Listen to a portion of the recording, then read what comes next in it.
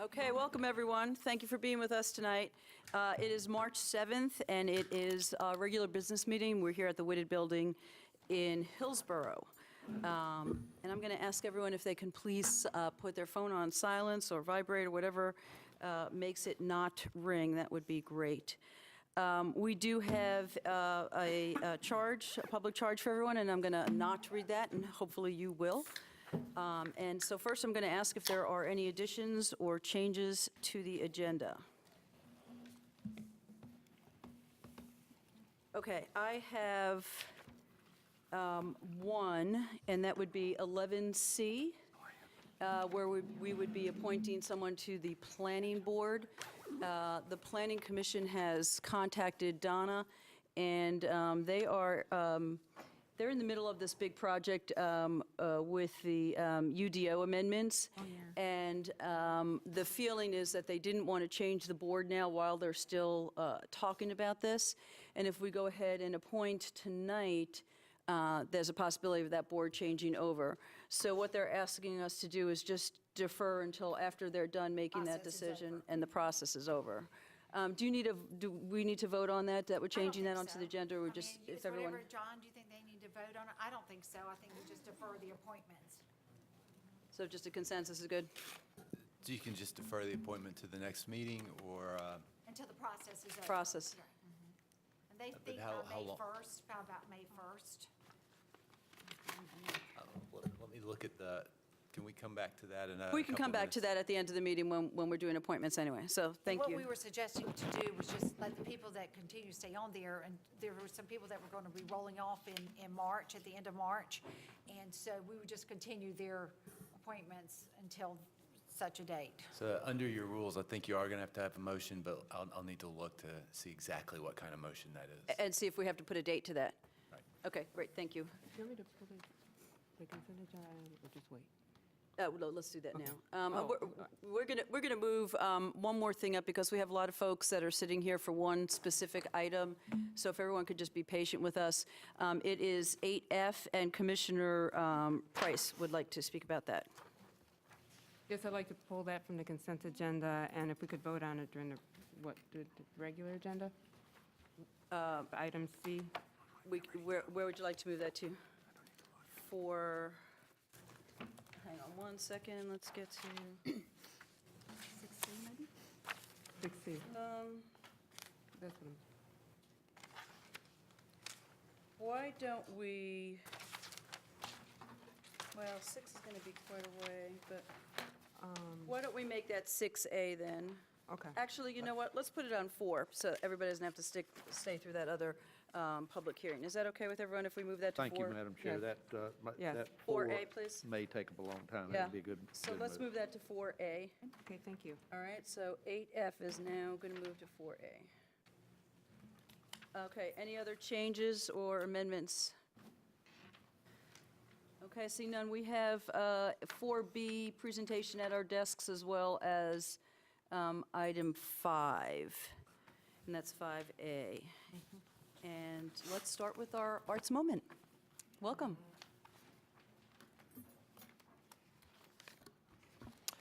Good evening. My name is Chris Kubicka. I'm the Vice Chair of the Orange County Arts Commission Advisory Board, and I'm here tonight to introduce Stephen Petro. Stephen Petro is an award-winning journalist and book author who is best known for his Washington Post and New York Times essays on civility and manners, aging, and cancer. He was recently named as an opinion columnist for the USA Today network. His work has been published in Time, The Atlantic, Salon, The Daily Beast, The Los Angeles Times, and The Advocate.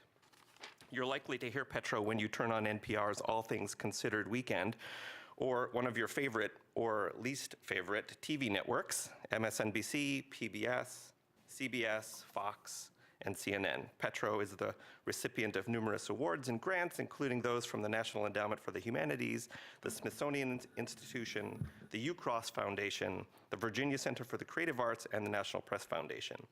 In 2017, he became the named sponsor of the Petro LGBTQ Fellowship at the Virginia Center for the Creative Arts, a prize that is awarded annually. Petro, with 3 degrees from Duke University and the University of California, Berkeley, lives right here in Hillsborough, North Carolina. Stephen? Welcome, Mr. Petro. Probably shouldn't have emphasized the Duke degrees over here. I apologize. We'll let you slide tonight. Thank you, Ms. Rich. It's really an honor to be here. Thank you for inviting me. And I gave a TED Talk in New York in January that was 14 minutes long, called 3 Ways to Practice Civility, and it is now less than 4 minutes long. So I'm going to give you a little taste of that. What does it mean to be civil? That's a question that weighs heavily on me, especially as one who writes about manners and civility. In my recent TED Talk, I went looking for answers in the original meaning of the word, which helps to show why civility should not be dismissed as conversation-ending political correctness, or worse, censorship. My nom de plume is, in fact, the civilist. And that's based on my podcast, which comes from WUNC, I want to emphasize here.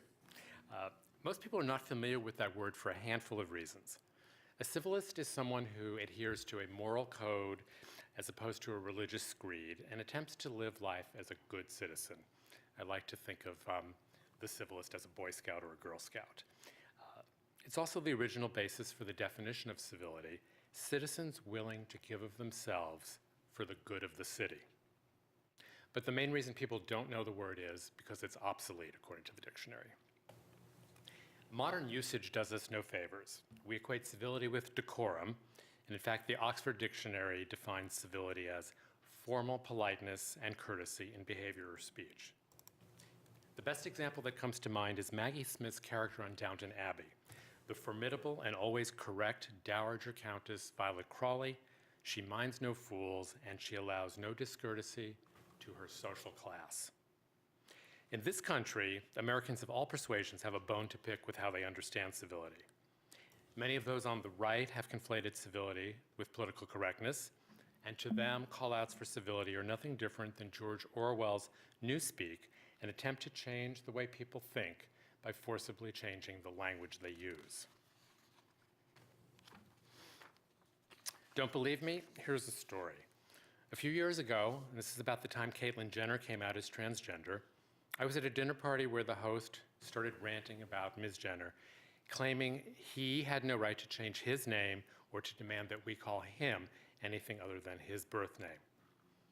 And when my host finally took a breath, I reminded her that when she got married, she changed her surname, and that's the name all of her friends now use because it's her legal name, and it's respectful. She refused my analogy, emailing me later. A person's insistence that I change in order for them to be comfortable is disrespectful to me. And I've also been told political correctness is a pathological system that lets liberals dominate a conversation, label, demonize, and shut down all opposition. Really, asking people to be kind is all that? But civility is no friend among progressives. For example, those on the left have been called out as rude and nasty, or often much worse. For example, when they've harassed GOP officials who support the president's border wall. Last year, the head of Homeland Security faced chants of shame, shame, shame while dining out, and when criticized by administration officials, the protesters asked, "Isn't the wall the real incivility here?" And for that reason, many on the left have no confidence in civility to promote values of fairness or equality. And what if we had sided with decorum and courtesy throughout our history? In the 1920s, suffragettes were routinely chastised and arrested for picketing the White House in pursuit of the vote for women. And even the Reverend Martin Luther King Jr., the father of American nonviolent civil disobedience, was called out with being uncivil in his efforts to promote racial and economic equality. But civil discourse requires boundaries, even rules. And how ironic that even wars are governed by rules. Think about the Geneva Conventions. They provide standards of humane behavior on and off the battlefield. So I think we need a Geneva Convention of Civility to set the rules of engagement for civil discourse. And to jumpstart this conversation, I have 3 rules to help us. The first is to de-escalate language. As a columnist, I've stopped using trigger phrases like homophobe, racist, sexist, misogynist, and xenophobe. That kind of language and its counterparts from the right are incendiary and provocative, and they're really another form of name-calling which does not allow us to find common ground or a common heart. The second rule is to avoid personal attacks. When Senator John McCain died last year, many of his supporters, but notably his opponents, noted that he had friends on both sides of the aisle because he challenged policies and practices, not people's character. And my third rule takes us back to Downton Abbey. And yes, I actually really miss Downton Abbey with its patina of civility. But we should not mistake decorum for civility, even if it appears as a dowager countess as fabulous as Maggie Smith. So these rules should be based on the original definition of civility, citizens willing to give of themselves for the good of the city. And with any luck, the civilist will no longer remain obsolete. Thank you for your time. Thank you.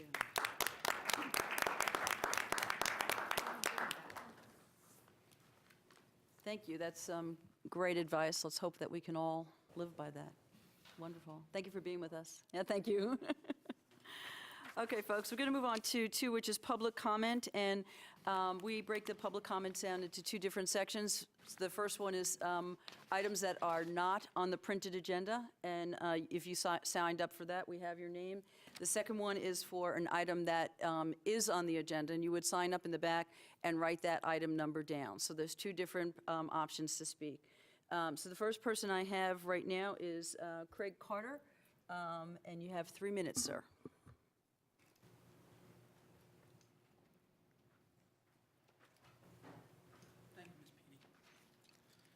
I come to talk to you because I got a bunch of phone calls after y'all had y'all's meeting with the fire chiefs and stuff, and I wanted to clear something up. One of the deputies asked one of my friends why I wear gloves. I have a nerve disease. I don't feel my hands, and that's why you had a hard time reading my handwriting last time. That's why, okay? And it also, I don't feel my feet at all either. I can hear fine. Can you hear fine? So I just want to let you know that because people have been asking questions, and I want to clear up that Orange County, I think the 911 system is the problem. When I told y'all that the girl wouldn't come and help me when I had the dude shooting a gun beside my house, I don't think 911 relayed that to the sheriff department. They just relayed it to the park. And the park girl said she wasn't coming back there by herself. But they didn't, the 911 system didn't tell Orange County deputies that I had a person shooting a gun at my house from the park towards me. So I think that could be cleared up too.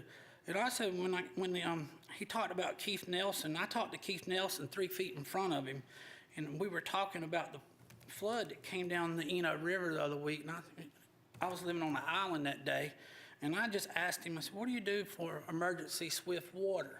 3 feet from me, he stated he would call Alamance County. So I thought that was kind of weird, you know what I mean? So I called Eno Fire Department that afternoon. A young boy answered the phone.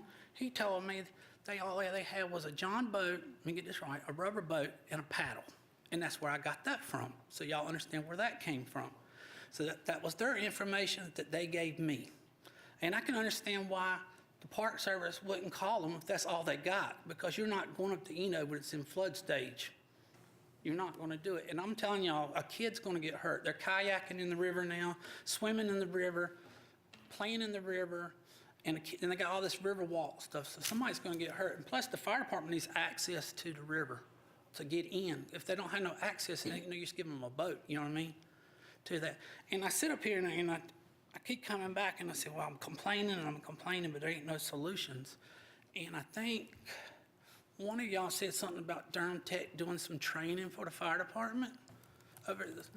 And I said, why don't we have our own training department for the whole county? And maybe we could get UNC to help us with the School of Government and start a 2-year program and have a campus here in Hillsborough, which will give us jobs. But it'd be training like deputy sheriffs, anything that does with government. You know what I mean? Sewer plant, water plant, everything.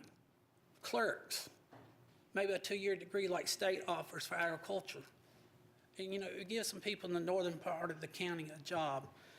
And I also want to say that, before I run out of time, is Duke owns 7,000 acres of land. They don't pay not one bit of taxes. The state park owns 4,200 acres. They don't pay no fire tax to my station at all. They own 4,200 acres of land.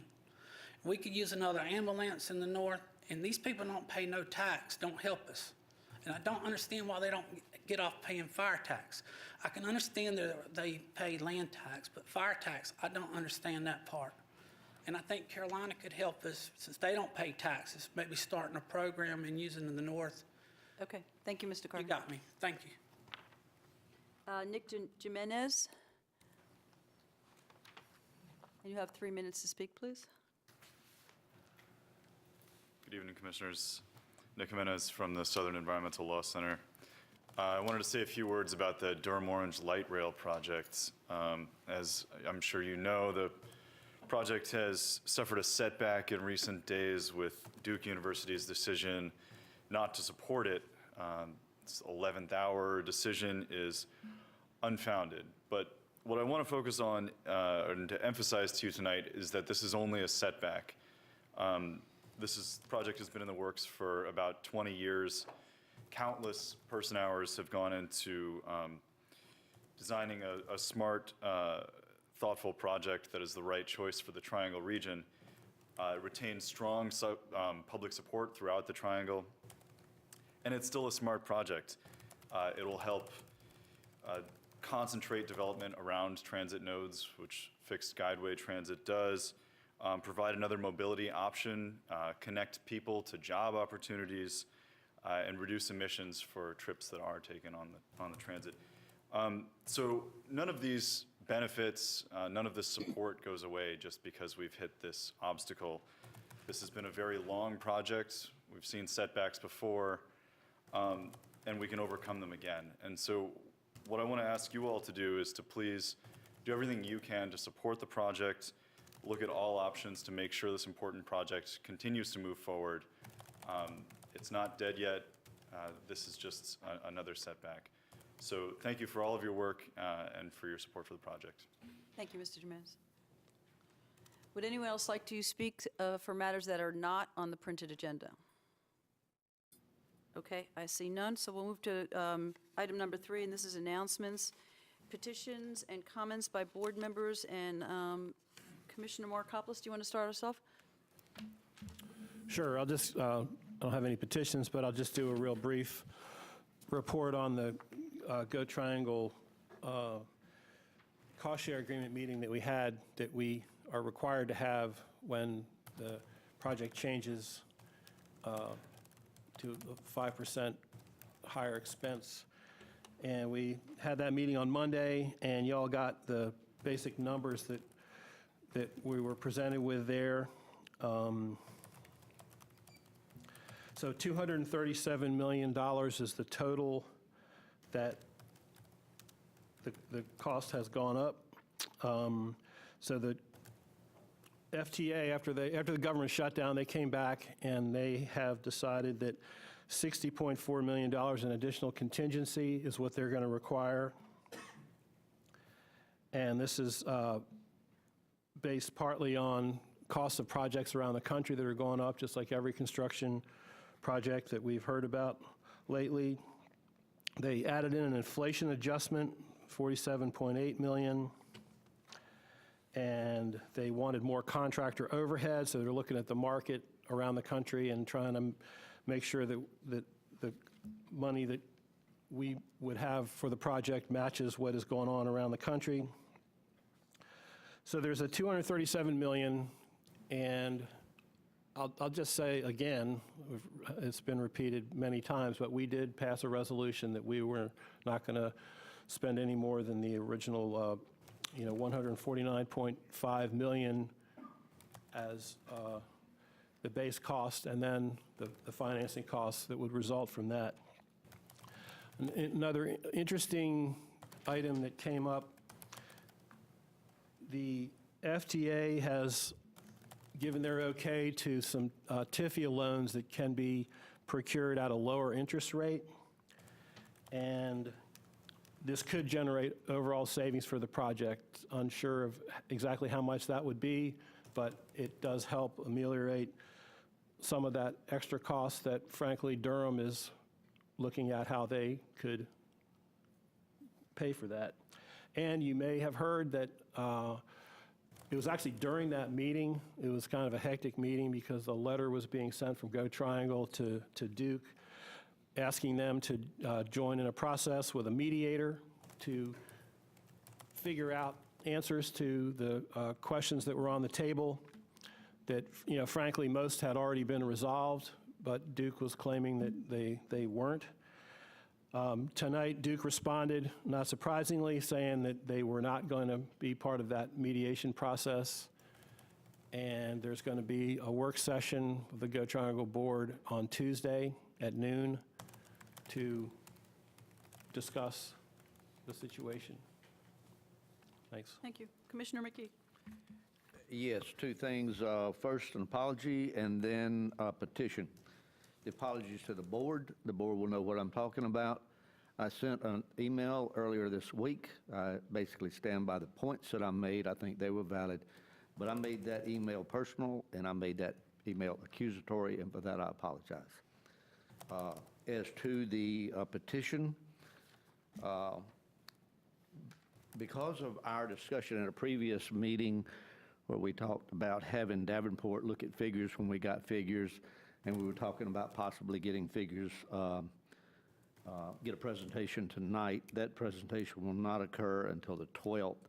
And so because we normally do not allow public comment on work sessions, I would petition that for this item, that we set aside that informal rule and allow public comment to occur after the presentation's been made.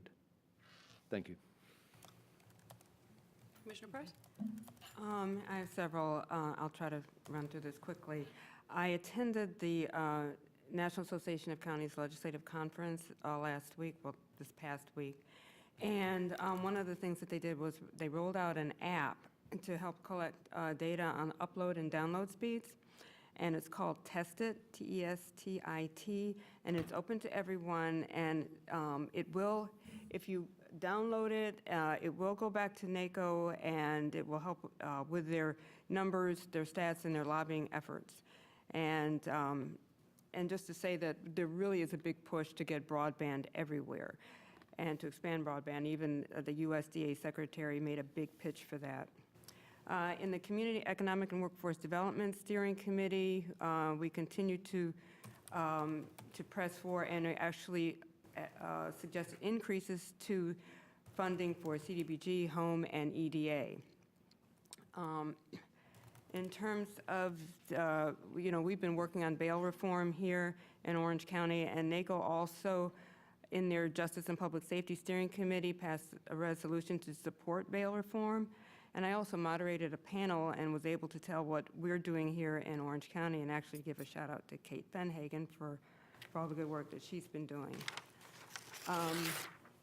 Okay, so leaving NACO, all of us on this board, I'm unable to remember when, but we received an email about government IDs being used for voter ID, and I asked staff to look into this, and I was going to bring it back to this board, but according to John, that's already been taken care of through...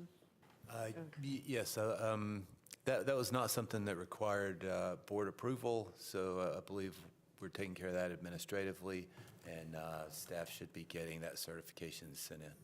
Thank you. I think it's important that any way that we can to help people go ahead and vote. And finally, I was requested to ask for a proclamation to commend the NAACP on its 110th anniversary for their April meeting, in which, April 7th. And this year in April will be their 110th anniversary, as well as their anti-lynching efforts. That would be my only petition. Thank you. Commissioner Green? Thank you. I'm looking forward to the latter half of next week when I'm going to be going to Atlanta for the Climate Reality Corps Conference, which is intended to train leaders from all over the country with the assistance of Al Gore and others to lead the efforts to work on climate change. And I'm sorry that Commissioner Markopoulos will not be joining us, but I'll be joined by Brandy Haven O'Donnell and Sammy Slade from the Carrboro Board of Aldermen and a couple of Carrboro staff persons. That's going to be exciting. Commissioner Bedford. Go Heels, that's all for me. Commissioner Dorson.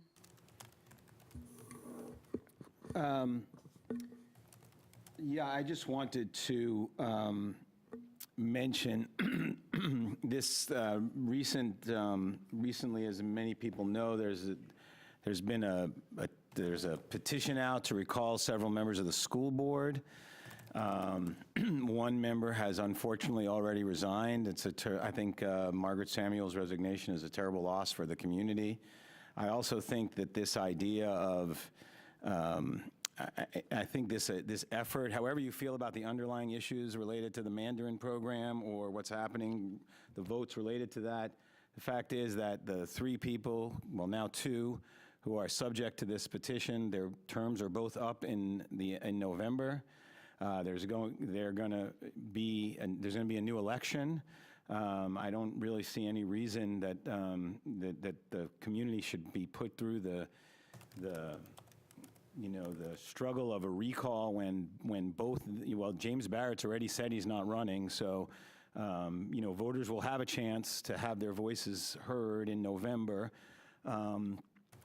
It just seems like a really a misguided strategy and a poor use of resources. We've got an estimate from the Board of Elections that a recall election would cost between $84,000 and $130,000. I, as someone who is, who loves democracy and the democratic process, I think this is a unfortunate way to go. And I hope that our colleagues on the school board, because there is going to be an election in 8 months, there's going to be a filing period opening in 3 months. I hope that both for the position that is now vacant, and if these recalls go forward and they succeed, that they don't appoint anybody to fill those seats, because I think that would unfortunately prejudice the process going into the election. But this is an unfortunate circumstance for our community, and I think, if it was 1 year into those folks' term, I'd feel probably differently. But given that there's a recall process in place, it's an election in November, and so I hope all folks on all sides of the issues take that into consideration as they're looking at this. Thank you, Commissioner Dorson. I have a number of things to talk about, so please bear with me. First, I want to agree with Commissioner Dorson. I want to thank Margaret Samuels for doing an amazing job as a school board member. She is so dedicated to the children of our county, and it's very unfortunate that she felt the pressure and almost bullied into resigning her seat. So I just wanted to thank her publicly and make sure that goes on record that I appreciate her. I think most of the folks on the board also agree with that. So we can certainly all say that. A big thank you to Margaret. The bill that Commissioner Dorson is talking about was written in 1994 that allows anyone on the school board to be recalled for any reason. I think that bill has to be revisited. It no longer applies to the way that we either do elections or the way that we choose democracy now. So I'm hoping that our legislators are listening to this and will go ahead and take a look at that bill and change it. Jerry Cohen wrote that bill, and I spoke with him over the weekend, and when he was writing that bill, he was trying to make it very difficult for a recall, and that's why the amount of people that have to sign on to the recall are so high. Let's hope that they take a look at that. I, too, was at the NACO conference, and I chose to spend my time meeting with individual people as opposed to going to meetings. I continue to be frustrated with broadband and the broadband discussion, especially with policymakers from this board in a room with lobbyists. I think that they should not be meeting at the same time. You should have policy in one meeting, and then you can have your lobbyists and information people in another meeting. You continue to push the idea of competition, and we now have 3 main telecommunications companies in the United States, and because of that competition, they keep raising their prices. So it's not helping the general public when we have lobbyists in the room when we're trying to create policy.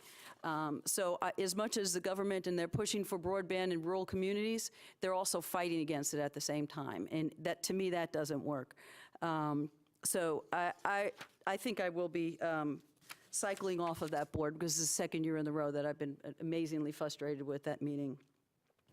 I'd like to get some information on a transition area in Carborough. And Travis, maybe you can help us with this. This is at the end of 86, I'm sorry, it's on Old 86 in the end of Eubanks. Commissioner Markopoulos and I got an email from a concerned citizen. There is a petition to change a parcel there from, I think, an R1 or R2 into a flex zone. So if we can get some information on what that flex zone means.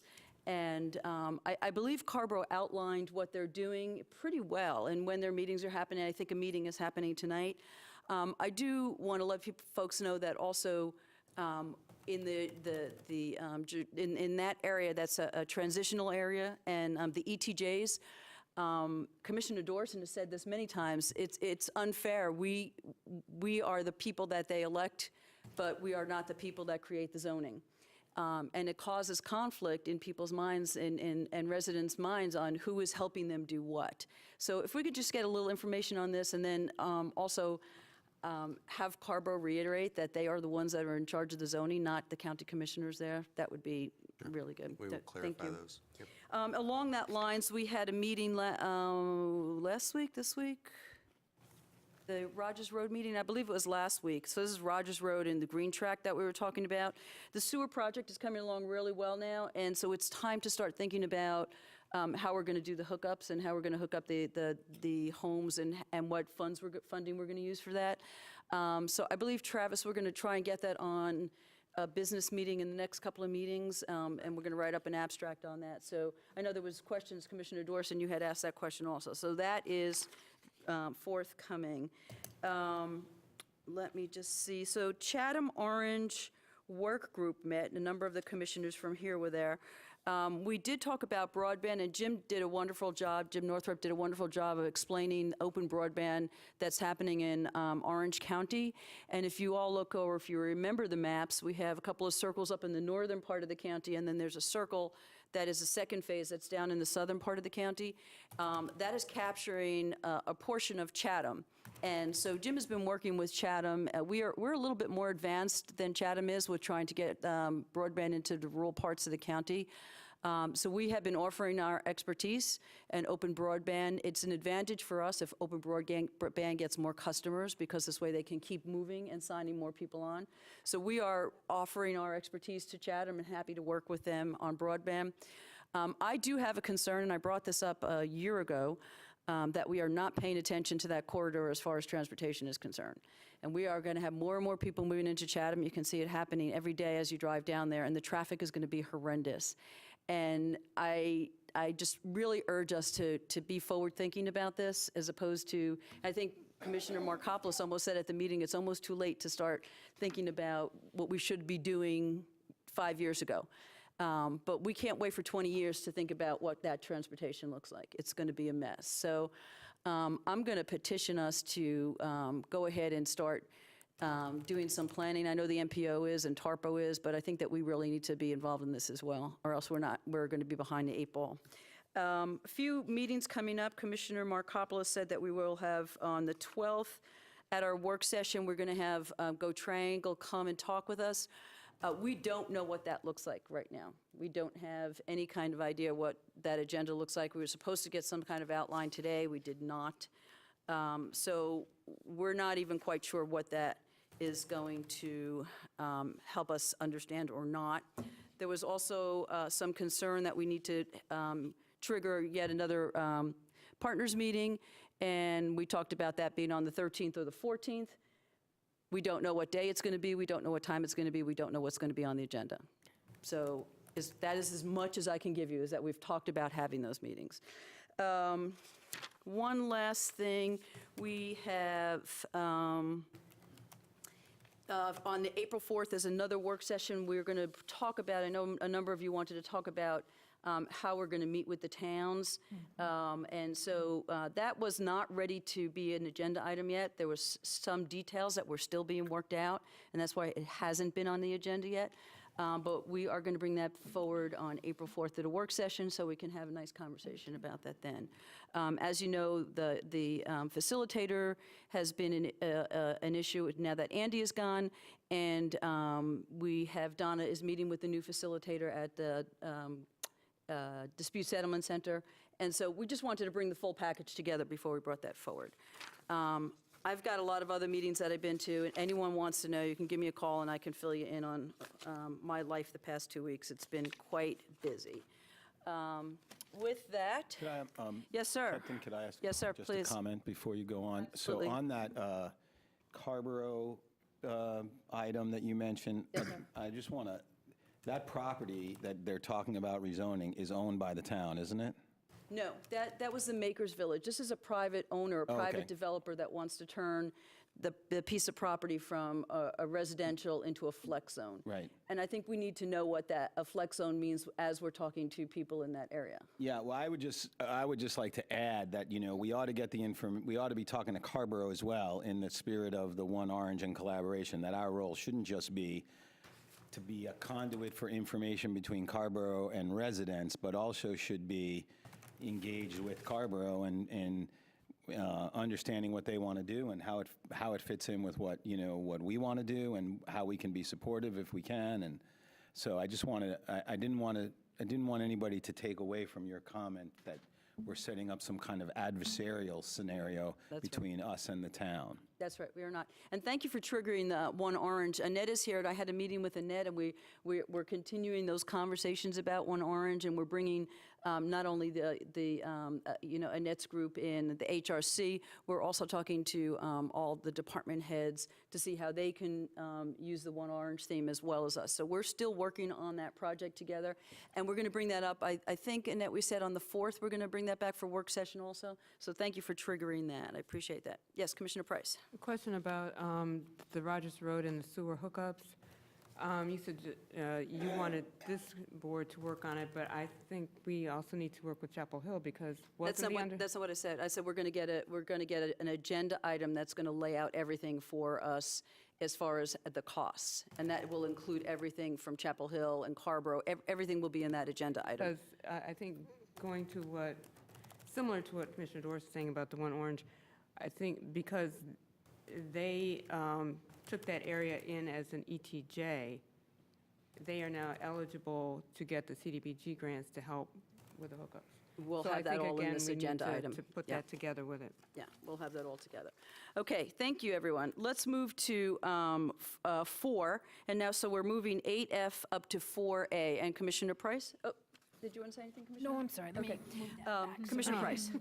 Yes, I pulled this item. It was on the consent agenda. We've had a public hearing. The public hearing is closed.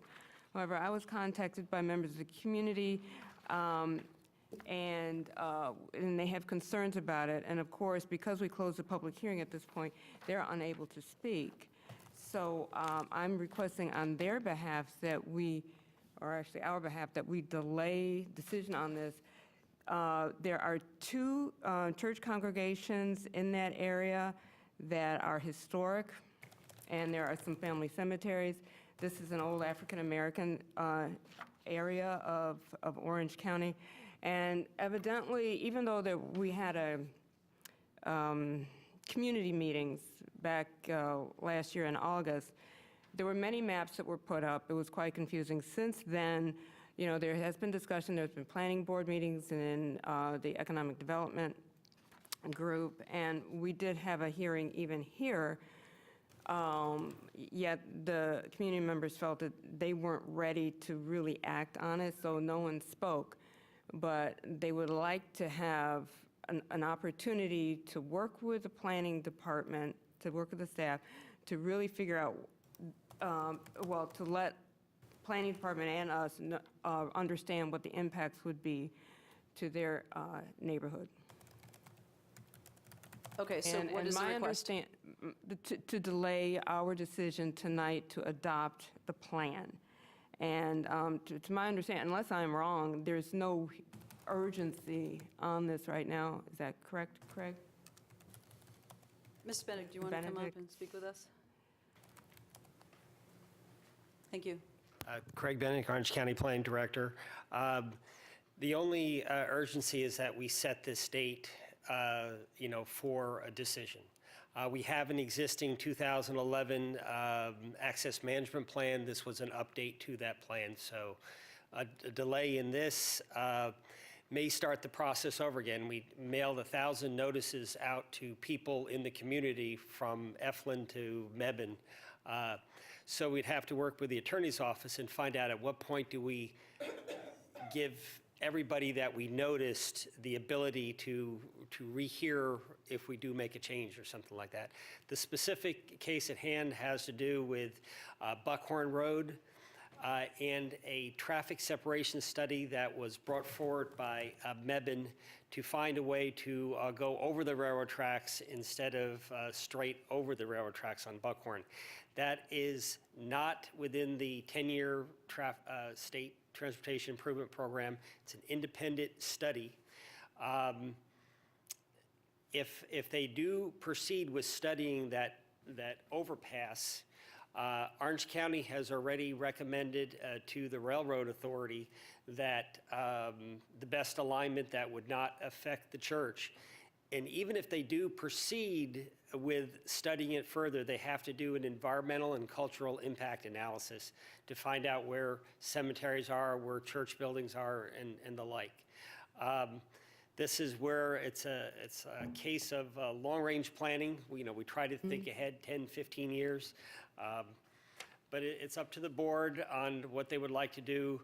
But to be fair to all parties concerned, people that have questions and people that are satisfied with what we're trying to do, we really need to back it up and give everybody equal footing to address the subject again. So I hope that answers your question.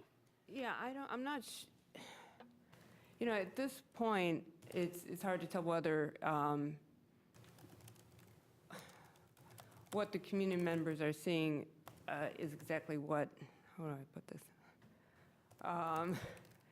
How detrimental it will be. I mean, I know it's a guide, this is all a guide, but evidently there is some confusion or misunderstanding as to exactly what will happen. They think that the plan will cause, the two of the routes will go right through their family cemeteries and will have an adverse effect on there's at least 2 churches in that area. And it's just one thing after another that this communities has had to deal with over the years. Possible alternative. Since there's nothing imminent, we're not even in a 10-year plan yet. The study, we've made a recommendation that if they do want to study it, what the alignment, how about if, and this plan goes from, as I said, Eflin to Mebane, a lot larger, a lot more properties involved where we have come to terms of what's in there. What if we were to approve the access management plan and work with the community? We'll provide all the information. We'll bring Mebane into the picture, who is really the project sponsor for this realignment. And if they are not satisfied with that element, it's a dynamic plan. We can bring it back and unplug that if the community isn't happy with that program. We can pull sections out of the program. Is there any way you could talk to the community first before we vote on it? I can always talk to the community. Because they're unhappy, that's why they're here tonight. Yeah. Okay, Commissioner Dorson?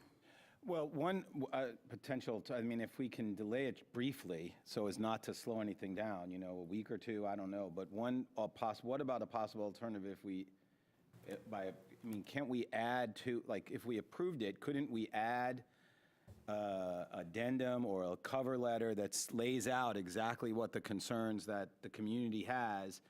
Since this is sort of a plan to make a plan, as I understand the way you described it? Yes. And say, we had this public hearing, after it was closed, there was additional concerns were raised. Here's what they are. There's these 2 churches, there's these 2 cemeteries, or as much as we can identify so we can flag that now,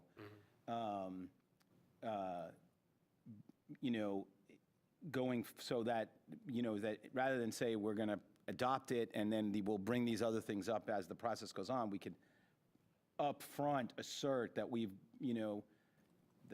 already identified, after the public hearing, unfortunately, but we've already identified critical areas of community concern that if this process begins, this is where it needs to start. And in the meantime, you and the planning department can hear directly from the folks, and we can provide more information about what the nature of those concerns and what they are and how they're impacted if they are.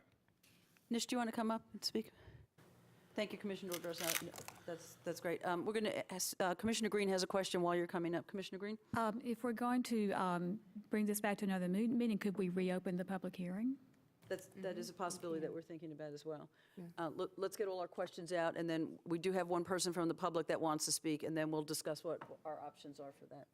There's a chapter, there's a part of the appendix is in the back of the report, in the back of the plan is a community meeting section. It includes all the letters that we've received from the public. It includes all the responses we've had to the public.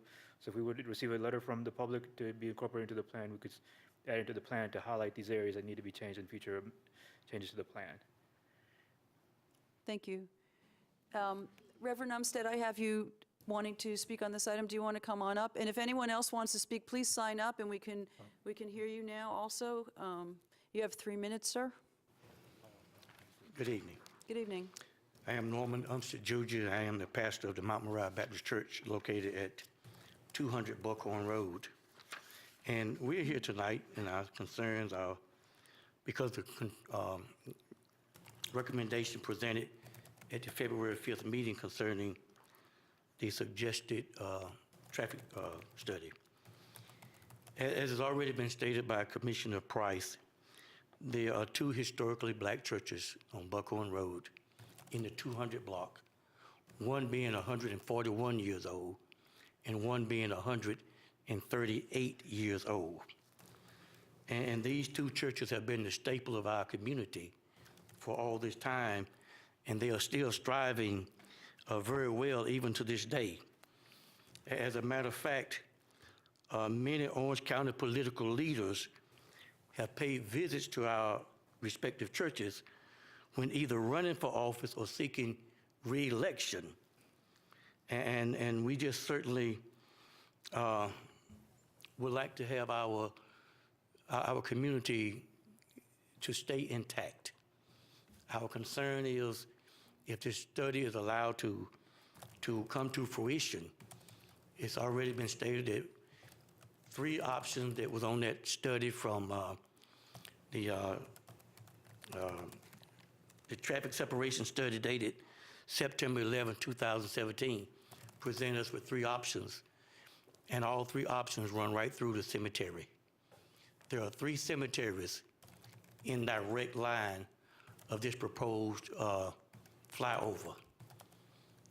Hunter's Chapel AME Church Cemetery, the Walker Family Cemetery, and the Eflin Cheech Community Cemetery. And I do believe that over 141 years, there are many ancestors from our community that are buried in those cemeteries. And a flyover is not going to help when you got concrete and steel sitting in the middle of a cemetery.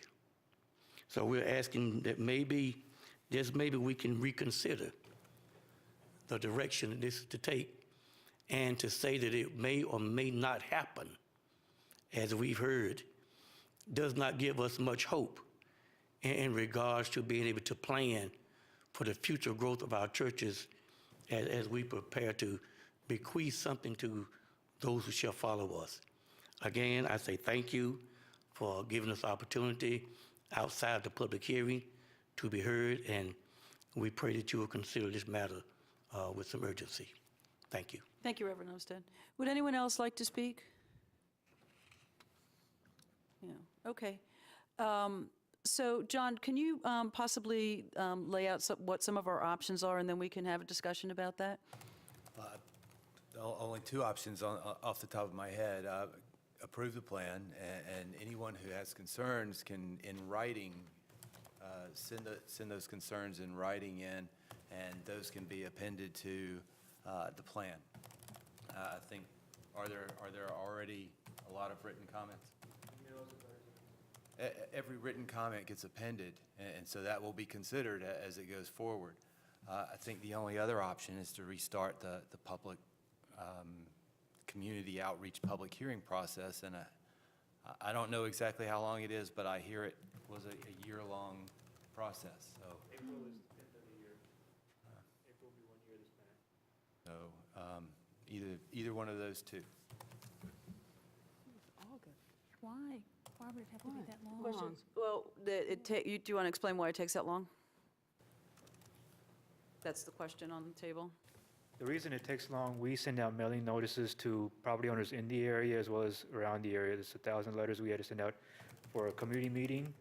We have to host a community meeting to get public input on the whole process, as well as the planning. It has to go through the planning board again, and all the advisory boards again, including the out board and the economic development advisory board. That's going to be 2-3 months in the process, plus another month for scheduling another public hearing before y'all, and another month where the decision is made. So it'd be 4 to 6 more months added to the current process. So I have a question. Do we have to go through the whole process again, or could we just open up a public hearing to accommodate what we haven't heard during the last public hearing? Do you mean open up a public hearing tonight? No. Later. Or at some other point? Or we can open up a public hearing tonight and continue it on to another meeting, so we can make sure that everybody is heard? I don't think we can open it up tonight, no matter what. Okay? If you'll give me a minute, I'll try to look at whether or not we can open just another public hearing. I mean, I don't think that's an option under the ordinance. So the whole process has to be open, not just the public hearing? Okay. I think that's correct. I'm going to. All right. Commissioner Markopoulos and Commissioner Dorson. So, Mr. Benedict, you seem to indicate that there was a part of this process moving forward that would give an opportunity to address these issues. Could you explain if that's a thorough process, as thorough a process as what we might achieve by opening up another public hearing or some other path? How thorough is that process? This plan, an access management plan, is, I hate to call it rudimentary, but it's a plan to begin other processes. There's nothing locked in that causes things to be immediately put into a state transportation 10-year process. It's just some ideas. If those ideas that to pursue something or to look at an area such as this traffic separation study on Buckhorn, if it is infeasible because of cultural or archaeological areas, they analyze those different alignments, and they will, the option could be no build. We don't go that way. We stay with the existing alignment. Already the rail authority has closed grade crossings in the Mebane area. So instead of, we weren't in agreement to close Buckhorn Road, so we said, if instead of closing it, we'll look at the ability for them to do a flyover, but without any environmental area. I think the process is community input as being suggested. We put an addendum to our plan, and we take all of those comments, and it moves forward so that there's nothing forgot with what the comments is. There's other people in Eflin that said, let's look at the crossings in Eflin to make them, better crossings instead of 2 90-degree curves. So this process, and why it takes, 6 months plus, is to collect, comments from all sources. As those things are proposed to move forward, we collect that early information from the community and then submit that to DOT. We submit it to the MPO. We submit it to partners such as Mebane to move forward. So I think if it's suggested that we take all comments from the community and make an addendum to this approval, whether it be tonight or 2 or 3 weeks from now, without opening the public hearing again, that can probably be accomplished. It's just once we open up the public hearing again, we have to notice everybody that the public hearing is open again and give them, fair and equitable ability to be heard. A quick follow-up? Oh, I'm sorry. Sure. So could you do that process in the next week or two? And then if the process was acceptable to the community, then we could move forward the way we are now? If it's not, you could come back and we could make a change then, right? Yes. Yeah. I could meet with the community in the next few weeks.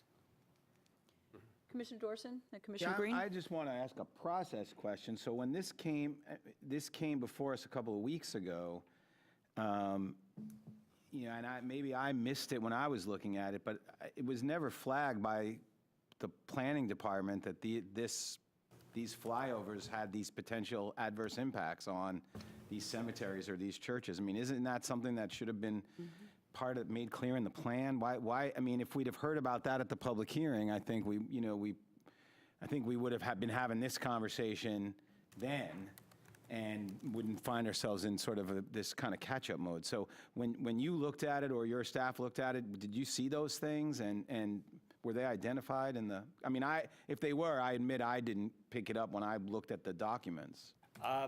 There was 3 options within the access management plan. We recommended the option that would have and this again, recommending an option, it's really not saying we would like this option. We just said of the 3 options provided by the NC Railroad Authority, this was the one that would seem to have the least impact upon it. Further studies still come forward. It was mentioned, at that I mentioned there was residents here at the public hearing that, have concern over that traffic separation study. But again, it's very early stages, and what we would set in motion with the approval to an access management plan would have to come back to this board in various other approvals, in the future. So this is but I think what's being asked, can I meet with the community to discuss all the concerns, get them in writing, have them adopted as part of this plan, and as it moves forward with whatever implementation steps occur over the next 10, 15 years, at least we've captured that and put that in part of our adopted plan. I think that can be achieved. Commissioner, I'm sorry. I would just, that sounds like, that sounds like a possible solution. I would just say, going forward, given this board's concern for, equity and social justice and eliminating impacts on communities of color and low-wealth communities, that it would be helpful if you would highlight those issues as they come up, so we are able to engage in them as early as possible. But it sounds like there may be a way to accommodate the interests here and in a way that is, will be effective. Commissioner Green? I think maybe this is a version of what you just suggested, but I was thinking if there could be a new community meeting in the community that was not hosted by us, but that your staff could be there to listen, then perhaps the community would feel more heard than just submitting written comments or ad hoc comments. Okay. And so if we do have this meeting, I'll work with Pastor Umstead to schedule a meeting right in their facility there and have it open to the other church across the street, too. Commissioner Price? Well, I'm in favor of the community meeting. I mean, it's absolutely necessary, but I am troubled by the idea of adopting something and then having addendums, because you still have on your plan a road that's going to go through the neighborhood and disrupt the neighborhood or the community. And just saying that I've captured these ideas and I put it in the back of the book, to me is not inclusive.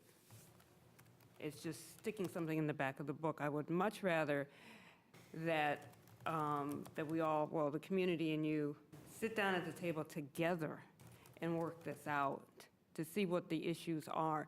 And, having us to consider something on the fly, just finding out at the last, basically at the last minute, that there are these cultural resources that are in jeopardy, to me is unacceptable. I'd much rather that we tried to do this in a very proactive way. Commissioner Markopoulos? So maybe I wasn't clear what I was suggesting. I was suggesting that you have this meeting, you get all the concerns from the community, and they have to say that they're on board with the process moving forward, right? If the process works and they feel like the process has room for the impact that they want to have on the situation, then we're good. If it doesn't, then we come back and take a different path. Commissioner McKee? Yes, I'm not sure that 2-week delay is enough. It seems like a whole lot of moving parts got to happen, and I don't think it can be done in 2 weeks. I would think a month or 6 weeks would be a more reasonable delay. I'm like Commissioner Dorson. I evidently missed that part about it impacting a cemetery, and as committee chairman, a cemetery committee chairman at a church that's 200-some years old, I think our church would have some extreme concerns were anything to disturb any of those marked or unmarked graves. So that's a failure on my part also of not catching that. If it was there, I did not see it. So I think that a delay would be appropriate. Could we take a minute break? Reverend Umstead would like to speak again, and we don't normally allow that, but because we're in this is sort of a controversial issue, and we haven't really heard from the community, it would be nice if he can come up, and he had a question to ask. So could we just take 1 minute and let him come up? Yep, and Thank you. I have another option that I'll. Well, let's see what he wants first, and then we'll move those options in. Reverend Umstead. Thank you. I just want to say that on Tuesday, March the 12th, we will be having another community meeting at Mount Moriah Baptist Church. And Craig and his staff are welcome to come and share some insight and some views on how this can impact or what the impact might be on our community. We are open to allowing them to come and as well as any of you, because we are serious about what we do in our community. We are serious about the God we serve. But we are also very serious about our churches. But he and his staff are welcome to come. That's Tuesday, March the 12th at 6:30 at Mount Moriah Baptist Church. Okay, I just thank you very much. I just wanted to put that in there. We have a meeting that night as well, Okay, not all at 6:30, it starts at 7, so I don't know that you'll actually see any of us because we're going to be down south in Chapel Hill. However, we can have staff at your meeting. That's not going to be a problem at all. Okay. So thank you for coming back up and reminding of this. Nish, did you want to add something before or Greg? Probably the best option, based on what I'm hearing, is to remove this element from our plan for the specific area. Instead of leaving it in and taking it out later, let's just take it out now. If it ever is we'll still, have the community meeting, we'll still understand what all the issues are, but now that the public hearing is over, when the deliberation comes by the board, you can make a modification to the plan that's proposed to you, and you can remove the whole traffic separation study element to our plan, and it'd just be erased from the plan now. And then, if there is ever any value to bring it back after community input, at some time in the future, we could bring it back to you with concurrence from the community. So that would seem to resolve the issue, since we've got we have a 100% plan, 99% of it was good. We have this element that's we're not in concurrence with, so the board can vote to eliminate the access management plan that is focused on this Buckhorn traffic separation study, and we'll unplug that from the access management plan. Okay, Nish wanted to add something, and then Commissioner Price. Commissioner, just to address your issue about how we didn't find this earlier, we were not involved. We didn't do this plan independently. We worked with Mebane. Cy Sober and the city of Mebane have participated in this plan. They provided us a traffic separation study, explained the study, how that went through their process, and how this area is a vision for that area, a vision for the grade separation. So we have worked with them. We were aware of some of this information through coordination, cooperation with City of Mebane. It's not something we've done on our own. Commissioner Price? So Mr. Benedict, if you eliminate that section, are you going from the roundabout up to up to 70? All that will remain on the plan is just that intersection point of Industrial Drive and Buckhorn, that if we ever do take a road out towards our rail area, it would, that would be the intersection that whatever alignment a road is determined by anyone else at some point in the future, that would just be the intersection point. It would just be identifying that this is the DOT-approved intersection across from Industrial Drive. But I mean, if you've got an intersection, you've got roads going to it. What radius? It wouldn't even is be a it? roundabout, it would just be an intersection point. That's all it would be identifying, is that it's just an intersection point. There would be no line on the map, which now is a dashed line that kind of shows a alignment that swings out towards Fraser Road. We would pull that line would go off the map, so there'd be no reference that this access management plan has anything to do with a flyover or traffic separation study. But what about the rest of Buckhorn Road?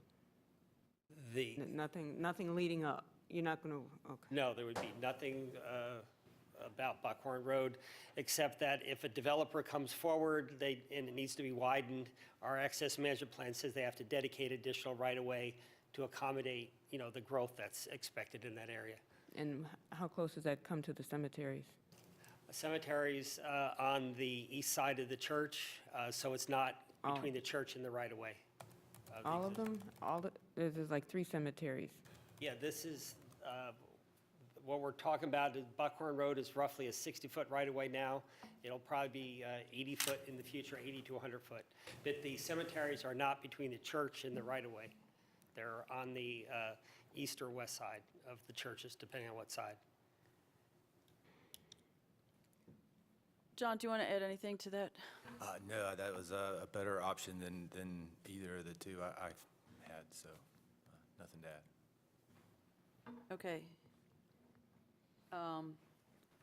So what I'm hearing is that a number of things, that there should be a community meeting, so we're not going to vote on this tonight. This is what I'm hearing, that we want to defer the vote on this, to let the community hearing take place, and then possibly come back to us with an agenda item that's telling us that you're going to remove Buckhorn Road from this. I was actually streamlining it, saying we could remove it off your vote tonight, and we have a community meeting, and it doesn't come back until the community's happy for it to come back.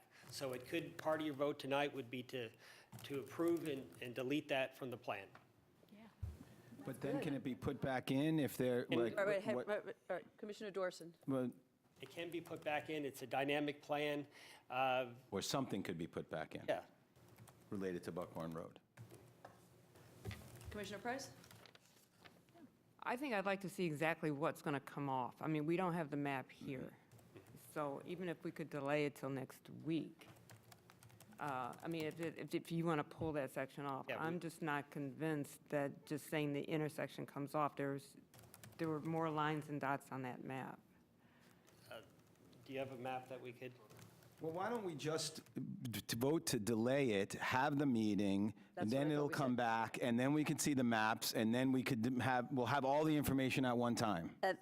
That's what I just said, and I was hoping that we So would moved. get a motion on And if that. somebody will make that motion, I I'll did. second, then second. And I don't see why we can't just, you want to put a timeline for when they come back? Well, what's our next business meeting is on Next business meeting is March 19th. March And after 19th. that is April March 2nd. 19th, so we could do March 19th, the first meeting in April. Does that sound good to everyone? Yes. I would prefer to defer. Thank you, Commissioner Dorson. That's what I was trying to get at, because this way we can all take a look at it and wrap our heads around it. So we have a motion to defer and get a map and bring back information for the last meeting of March 1st or the first meeting in April. And we have a second by Commissioner McKee. All those in favor say aye. Aye. Against? Okay. Thank you. Thank you all for being here. And I think it's a really important point that Commissioner Dorson made, that when we have something that is as sensitive as this in an area that is a long time, whether it be African-American community or any community that's a long-time community, you really need to highlight that for us, because I think none of us got that. And if it was in the agenda packet, we all missed it. So please, let's make note of that, that doesn't happen again. Thank you, everyone, for coming out again. I appreciate you being here. Actually, we appreciate you being here, not just I. We all do. Thank you so much. Okay, so let's move back to 4A, which is now going to be considered 4B, and this is Women's History Month, and we have Annette Moore to help us with this. Thank you, Ms. Moore. Good evening, Commissioners. Good evening. And happy Women's History Month. Women's History Month, this year, the National Women's History Month Project declares a theme every year. The 2019 theme is Visionary Women, Champions of Peace and Nonviolence. We actually are having a program this year on March 31st, although I can't tell you the speaker's name yet, because although we have a firm commitment, it's a national speaker, and our contract is not in place. We're that close to it, but she's nationally known, and I'm trying to think what I can tell you that will excite you. It's too much. Catch us on our website. Women's History Month was created. One of the reasons Women's History Month was created is because feminists in the United States saw that that women's history was largely overlooked in the United States, and their contributions to women were overlooked. And so they, in 1981, Congress authorized and they requested Jimmy Carter to proclaim the week beginning March 7th, 1982 as Women's History Month. Here in Orange County, we've been, over the years, designating March as Women's History Month. And so what I like to do, if you don't mind, before I read the proclamation, is to talk about some of the women's history in Orange County. Kind of a roll call of women's history in Orange County.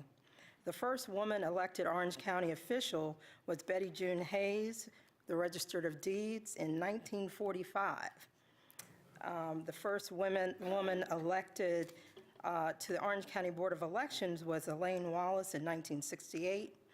The first woman to represent Orange County in the General Assembly was Patricia Stanford Hutton Love, who was appointed in 1970 and elected in 1972. The first woman county commissioner was Flora Garrett in December 1972, who was also happened to be the first woman chair of the Orange County Board of Commissioners. The first woman deputy sheriff was in Orange County was Joan Childers in January 1979. The first woman of color deputy sheriff was Cynthia Mebane in October of 1979. The first woman on the Orange County Board of Election was Lillian Lee in 1977. There's so many firsts. In Carborough, the first woman on the Carborough Board of Aldermen was Mary Rigsby in May 1979. The first woman mayor in the city of Carborough was Ruth West in December 1975. In Chapel Hill, the first woman elected to the board of the town council was Adelaide Walters in May of 1957. The first woman of color on the Chapel Hill Public Recreation Commission was Rebecca Clark in the late 1950s. The first woman in law enforcement was Dean Eller in 1974. The first woman of color on the town council in Chapel Hill was Barbara Powell, appointed in November 1992.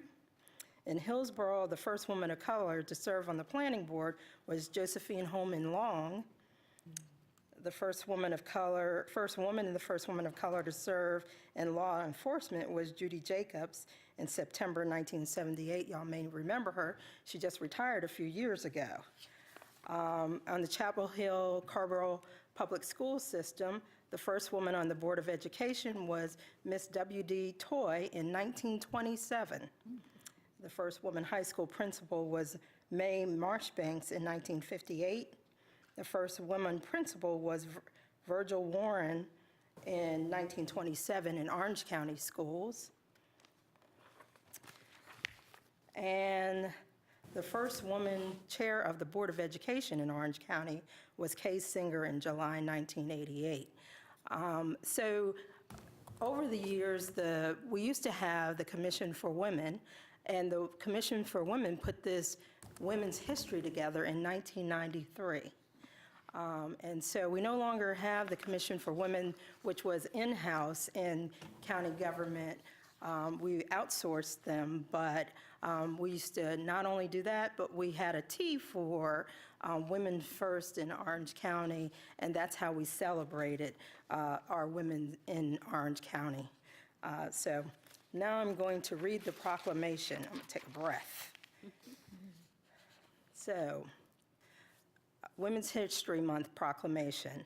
Whereas women of every culture, class, and ethnic background have made historic contributions to the growth and strength of our nation in countless recorded and unrecorded ways, and whereas women have driven humanity toward a path of a more equal and just society, contributing in innumerable ways to our nation's character and progress as a people, and whereas in the face of discrimination and undue hardship, women have never given up on the promise of America that with hard work and determination, nothing is out of their reach, even though for so long women were formally excluded from full participation in our society and democracy.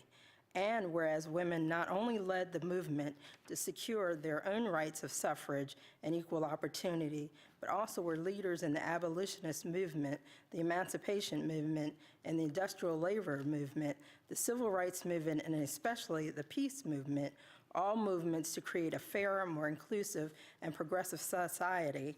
And whereas because of the courage of so many bold women who dared to transcend preconceived expectations and prove they were capable of doing all that a man could do and more, advances were made, discoveries revealed, barriers were broken, and progress triumphed.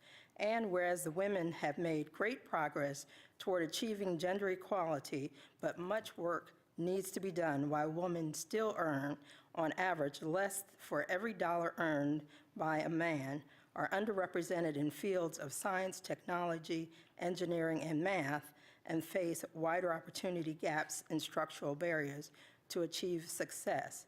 Now, therefore, we, the Board of Commissioners of Orange County in North Carolina, do hereby proclaim March 2019 as Women's History Month and commend the observance to Orange County residents and call upon Orange County residents to celebrate International Women's Day on March 8th, 2019, with appropriate program celebration and activities.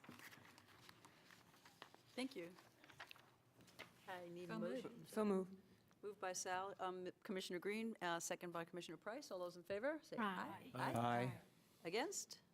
All right, thank you, Ms. Moore. Chair, Yes. I'd like to suggest we have that list of all the firsts posted on our website. It's a really outstanding list, and both in the early ones and how late the later ones are. So if there's a way we could have that posted on the website, on the homepage or something, I think that'd be really great. That'd be awesome.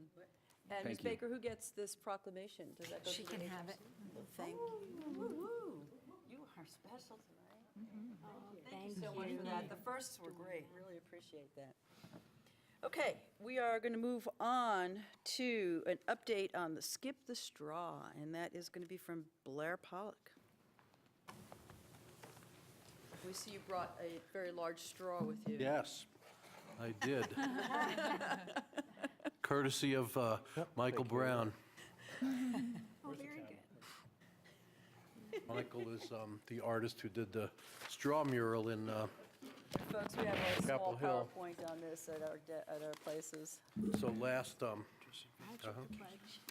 last October, Chairman Rich and others suggested that we have a Skip the Straw Month, and also proclaimed last October as Reduce Single-Use Plastics Month, as a way to kind of draw attention to the fact that we're literally drowning ourselves and our our fish friends in single-use plastics. One key number that kind of stuck out to me in researching Skip the Straw Month was there's 500 million straws consumed in this country alone every day. They're predominantly plastic, and they predominantly end up, of course, in the trash, but even if 0.5%, say, end up littered, that's 2.5 million straws every day aren't going where they should be going. Further, they're made out of petroleum, and they're really not very recyclable, even though the polypropylene is often recyclable. Just the shape and the dynamics of a sorting plant keep them from being recycled typically. So I just wanted to go over with you, and this is kind of in the spirit of the One Orange, I'd say. You know, we've got cooperation. All 3 towns passed a similar Skip the Straw ordinance. We're working, the solid waste staff's working closely with all the stormwater divisions and the public information offices. I did a similar presentation Tuesday and Wednesday night in front of Carver and Chapel Hill, and next Monday with Hillsborough. So we're kind of all in this together. We're recruiting restaurants and folks from all over the county to participate in Skip the Straw. We've got kind of 3 areas that we're highlighting with this. The climactic events are the Screenings of Straws, which is a film that was made by Linda Booker, who's a North Carolinian, lives in Wilmington now, and highlights all of the serious problems with straws. So March 25th at the Varsity Theater in Chapel Hill, and March 26th at the Orange County Library in Hillsborough. Y'all are invited, and we do ask everybody to RSVP. I've got an intern working for me who's out actively soliciting restaurants and bars to participate in Skip the Straw. We're up to, every day I turn around, I was able to say 26, and now it's a little higher. So these are restaurants and bars that have said anything from the very lowest level of, we're just simply not going to offer you a straw, but we'll give you one if you want one, all the way through one place, Perennial Coffee, I said, we're just eliminating straws. If you want one, bring your own. Metal or bamboo or what have you. And then the third part of this is we're collaborating with citizens to take the pledge to Skip the Straw. I'd say based on the website traffic, we're up to around 500 folks that have pledged to Skip the Straw. There's a little pledge that you can take, and I know Commissioner Bedford, I saw your name pop up. Thank you very much. And we're working closely also with UNC. It happens to be coincident with their Green Games, so their Green Games intern is giving green points to students who attend one of the showings. And in addition to the films, Linda Booker's going to speak, and then at the one in Chapel Hill, Bonnie Monteleone, who started out as a marine researcher, and the more she scuba dived, the more plastic she saw where she should be seeing fish. So she started the Plastic Ocean Project. She'll be speaking Monday night. And if you haven't heard or seen Bryant Holzenbeck, you should come Tuesday night. She's going to be reading from her book, The Last Straw. Bryant's a thought leader, so about 8 years ago she said, I'm eliminating all single-use plastics from my life for a year. And the difficulty of trying to do that, everything from, you know, if you're driving, if you don't have a lid on your drink and a plastic lid and a straw in it, you're going to make a mess if you want to take a sip. So she completely changed her outlook. Now, Bryant will confess that it was too hard to continue life that way with the onslaught of plastic, so she's dialed back a bit, but she's a pretty dynamic and fun speaker. A quick list of some of the businesses that have signed on, and Todd McGee's been helping us get these on the webpage, and we're going to have some good food from some of our friends in these restaurants, Mediterranean Deli and Lula's and 411 West and Spotted Dog and Radius Pizza, and Weaver Street Markets donated some wine to these events. So not only they'll be instructive, they'll be nutritious and fun. So what more could you ask than instructive, nutritious, and fun? This is a poster that you may be seeing around online and physically when the poster guys put these up physically around town next week or two.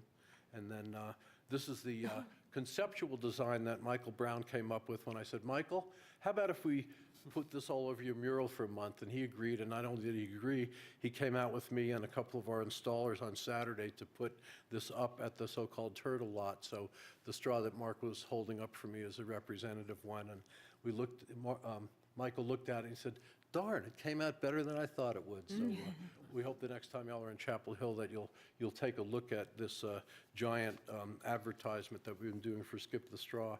And you know, people might say this is kind of trivial. What difference does a straw make? But in addition to the 500 million straws a day, there's all these other single-use plastics that we want to start people thinking differently about. And we thank, in particular, Commissioner Rich and all of you for endorsing Skip the Straw and our town partners as well. Would you like to read the proclamation? Or, I mean, well, so let me just say this, okay? We've already passed this. And Commissioner Dorson has signed off on this because we had done it, we started talking about it after February, March of last year, and we wanted to give you all some time to research it also, to make sure that we can advertise it and make sure that folks and restaurants would get on board. So this has already been passed, but I think it's worth reading again. So if you have a copy of it, I do not. We can ask Commissioner Markopoulos to read it. I can do that. Can I make a comment before we read it or after? Sure. Okay, so coincidentally today I read an article about microplastics. It was an article about a study done by a university in Great Britain, and they studied bodies of water all around the British Isles, and every one of them had microplastics in it. And it's just occurred to me just now, I wonder if we could do that in Orange County. And I'd like to make a petition that we find out if we can take some water samples from all the reservoirs, lakes, and major rivers in Orange County and see if we've got the same situation with microplastics, because if we do, that would be a very powerful motivator, I would think, for people to remember what they're doing with their plastics. That's great. Additional questions, comments before Commissioner Markopoulos reads the proclamation? Yeah, just another comment. I saw today, and I haven't read the whole article, that even Trader Joe's is going to be decreasing the amount of plastics that they use for their marketing. And I know around the country that people are pressuring, corporate America to stop using so much plastic, particularly single-use plastic. So I think this is a excellent thing, project for Orange County to take on. I just have one question. Is it Skip the Straw month, or are we just saying this is the beginning of Skip the Straw, period? We declared it for the month of March, but certainly C is the right answer. This is the beginning. Okay, great. So I have two comments before, since we're doing comments. A comment and a challenge. So I know a lot of you are familiar with Laura Leslie from WRAL. She's a reporter. She gave up single-use plastic for Lent, which I think is a really fine idea. If you're going to give up something, it might as well be that. And then I actually have a challenge for the county. We have a number of offices that have the single-use cup coffee makers. I'd like to see us phase those out and, lead by example and get regular coffee pots back into those places where we have them. Can I pile on that real briefly? There is a refillable, rewashable single-use thing, so if you don't want to end up with the proverbial bureaucratic burnt pot of coffee, you can just make one and wash it out yourself. Well, maybe We're doing that at our office. There you go. So we can look into that. At home, too. Okay. Commissioner Markopoulos.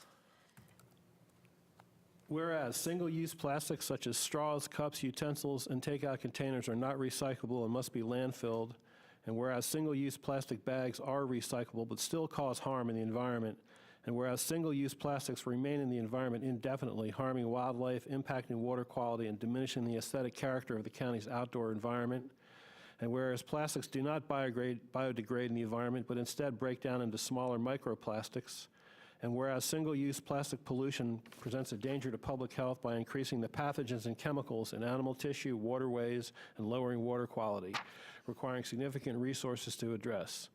And whereas Orange County and the towns therein wish to recognize National Skip the Straw Month to encourage residents to give up single-use plastic straws, and whereas Orange County and the towns therein wish to promote the reduction in the use of all single-use plastics by residents and businesses by encouraging reuse and durable alternatives, refusing single-use plastics when offered, and offering compostable or reusable alternatives. And whereas Orange County and the towns therein are known for and committed to social and technical innovation, environmental and waste reduction leadership, now therefore we, the Orange County Board of Commissioners, do hereby declare October 2018 as Reduced Single-Use Plastics Month and declare March 2019 as Skip the Straw Month. Thank you. We don't have to pass this because it's already been passed, so thank you for reading that. And thank you for presenting. We appreciate it. You're welcome. And you'll have to come back next March Okay. and bring the straw. All right. So we are going to move on to the public hearings. There's 5 on our agenda. And Michael Harvey's going to make his way up to the podium. And if anyone would like to speak on this public hearing, please sign up for it now while Michael does his presentation. Good evening. Good evening. Michael Harvey with Current Planning, and I'm here to present a wonderful UDO text amendment. You all have at your place a hard copy of the PowerPoint presentation that I'm going to go through. In your packet, you have on page 4, attachment 1, a copy of the watershed map for Orange County, listing out the protected and critical watershed protection overlay districts, as well as the various river basins we deal with Orange County. Attachment 2 is the excerpt from the approved January 2nd, 2019 Planning Board minutes. This item was reviewed, as well as a signed statement of consistency and their recommendation to approve the text amendment. Attachment 3, beginning on page 12, is the statement of consistency we're asking the board to approve. And then last but certainly not least, the actual amendment package beginning on page 13 and ending on page 49. So very quickly, to summarize the abstract, the background, county currently regulates stormwater from 2 different perspectives: water quantity, how much water is actually leaving a site, and water quality, the removal of nutrients, specifically nitrogen and phosphorus from the water, for non-agricultural land disturbing activities. The oversight for this program is from the North Carolina Department of Environmental Quality. This provision of the UDO is enforced by the Orange County Engineering and Erosion Control Division. We only deal with stormwater regulations in the county's planning jurisdiction. The municipalities in the county have their own stormwater program, so obviously what I'm going to be talking to you about tonight only affects Orange County's planning jurisdiction.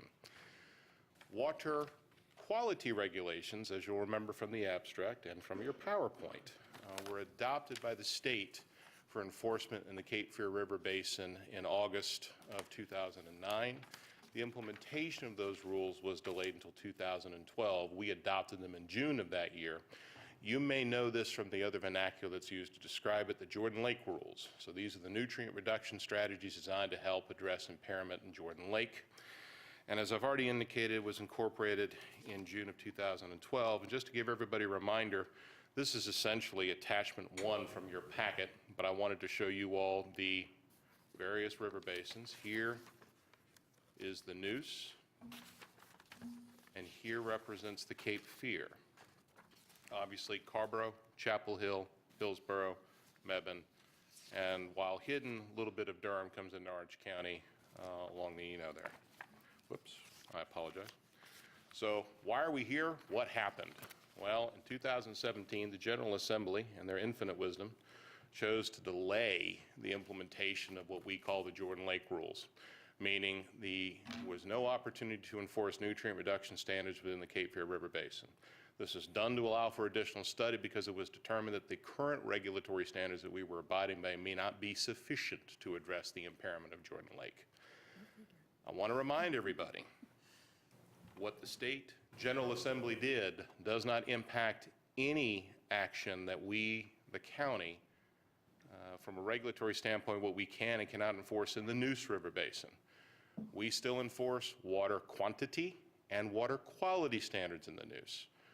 Even with the state action, we still have regulatory standards dealing with water quantity, i.e. how much is leaving a particular parcel of property. What we can no longer do, however, is to enforce nutrient reduction standards. The study, which is being completed by the North Carolina Department of Environmental Quality with involvement from UNC and other partners, is hopefully going to be done sometime in 2022, when state law will presumably be amended one more time and those new standards will be adopted. So what does this all mean? Well, it means primarily we've lost our ability to implement and enforce nutrient reduction strategies. We have nutrient reduction strategies in our UDO.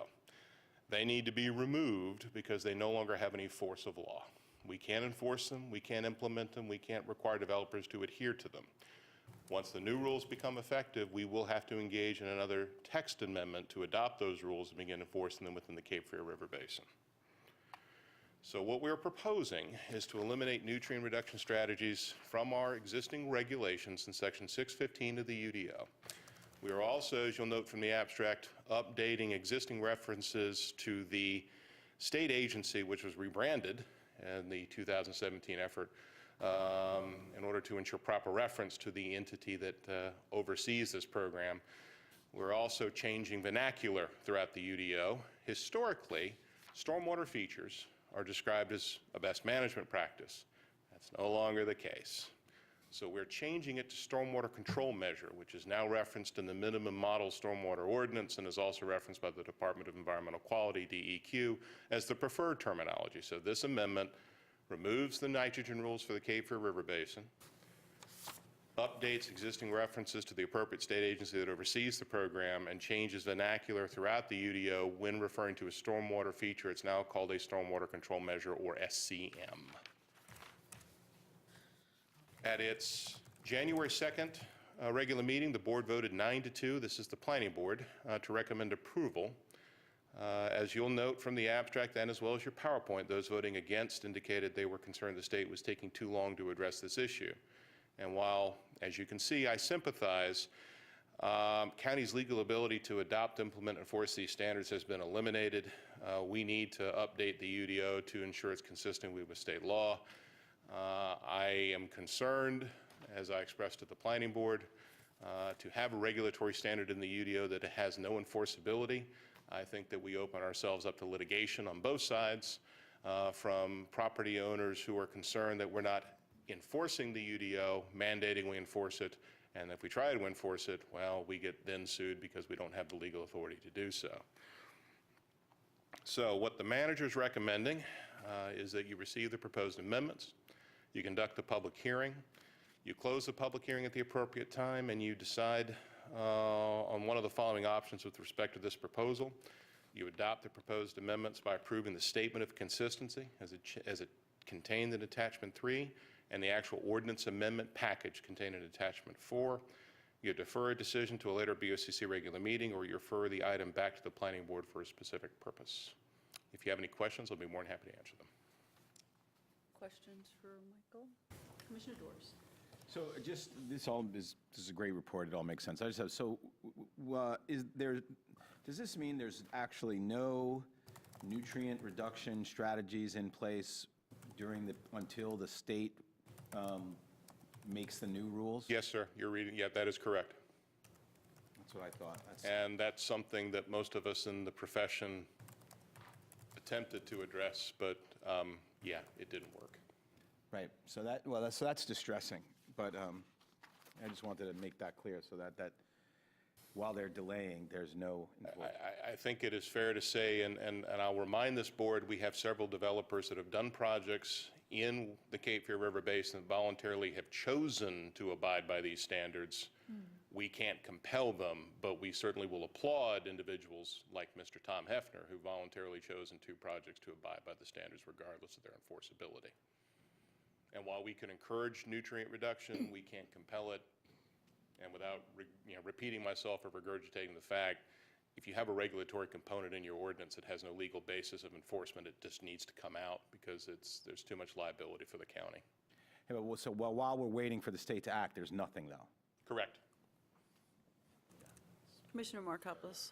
So when we issue a press release for this motion this resolution that we're cornered into, can you list all the people that did the right thing in the press I can release? certainly provide that to someone at the appropriate time, yes, sir.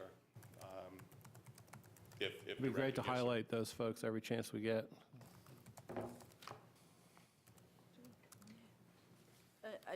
I also agree. I think that it's important to highlight folks that are doing the right thing, but I also think it's important for us to continue to encourage people to do it, even though we can't, they're not obligated to do it. And I know in your conversations, Michael, that you will continue to do that. I am hoping. Within the best of my ability, since this isn't a program that I actually enforce. Right. I just get to Becomes do a the mistake. amendment at this point in time. Okay, so we are receiving. Madam Chair, just one Yes, sir. comment, please. I'm sorry. I did not see your hand. I up. just want to note that this, I think it's taken way too long, but this does not mean that Diener has closed the doors and gone home either. No. They are, Not at all. In fact, the state staff, not to steal your thunder, Commissioner McKee, they're probably just as frustrated as we are, but I think they would also tell you that the regulatory standards needed additional study. So for them, it's a catch-22. right, it is. But they are still monitoring projects. Yes, sir. We had the same complications when we were, Commissioner Markopoulos and I were on Owasso, and we had the Jordan Lake nutrients overload, and we had the same kind of conversations back then. So it's an ongoing process. It hasn't ended. Okay, so public hearing is open. Do we have anyone that would like to speak on this? No one has signed up to speak at this Okay. point. So I need a motion to close the public Move to hearing? close the public hearing? Second. Okay, so we have Dorson and McKee. All those in favor say aye. Aye. Okay, that's passes. Okay, now I need a motion I on A, move B, or C. I move the statement of adopting the statement, approving the statement of consistency at attachment 3 and the ordinance at attachment 4. And I'll again Okay, second that. so we got Commissioner Dorson, Commissioner Green this time. All those in favor say aye. Aye. Aye, Aye. against? Okay, and that passes. Thank you very Thank much, Michael. Okay, we are going to move into the regular agenda, number 6, and this is Broadband Initiatives Update and Approval of Proposed Agreement with Open Broadband for Wireless Broadband Apertures on County Facilities. The board will receive the update on the county's current broadband initiatives in a timeline of relevant events and consider voting to approve and authorize the manager to sign the agreement, thereby allowing Open Broadband LLC no-cost access to county facilities for the purpose of appropriately attaching equipment in order to provide broadband services for rural Orange County residents. And we have Mr. Northup. Good evening. Thank you, Good Commissioners. My name is Jim Northrop. I'm the Chief Information Officer for Orange County and lead the Information Technologies Department for the county as well. Thank you for reading all of that, because Yeah. now I don't have to. So I don't have a PowerPoint or anything too fancy here, but I am going to call attention to the abstract and the timeline included in the abstract. And I don't want to just read verbatim off of the abstract, but if you notice that the current state of where we are with the open broadband contract that y'all approved back in September, we've been working regularly with Open Broadband, and we've been meeting with them regularly. We made a first initial payment of about $210,000. They're about halfway through that. They're still on track to get the first customer in mid to late April. Can you put that map up of the customers? I'd be happy to. Yep, Let's see here. thank you. So this is actually the Northern Orange County map. This is not the Southern Orange County Circle, which I took this off of our website, our broadband website, orangecounty.nc.gov/broadband, has a lot of information about this project. But this Northern Orange County map, we should have in the first circle where it says Site 1, we should see our first customer in there before the end of April, which would be 6 months from the original contract, which is what we had asked them to do. So far, they're on track. They're purchasing equipment. They're doing community meetings. And I had a conversation with a resident just tonight, and I think my comment was, no one will be happier to see that first customer get signed up than me. So I'm really looking forward to when that happens.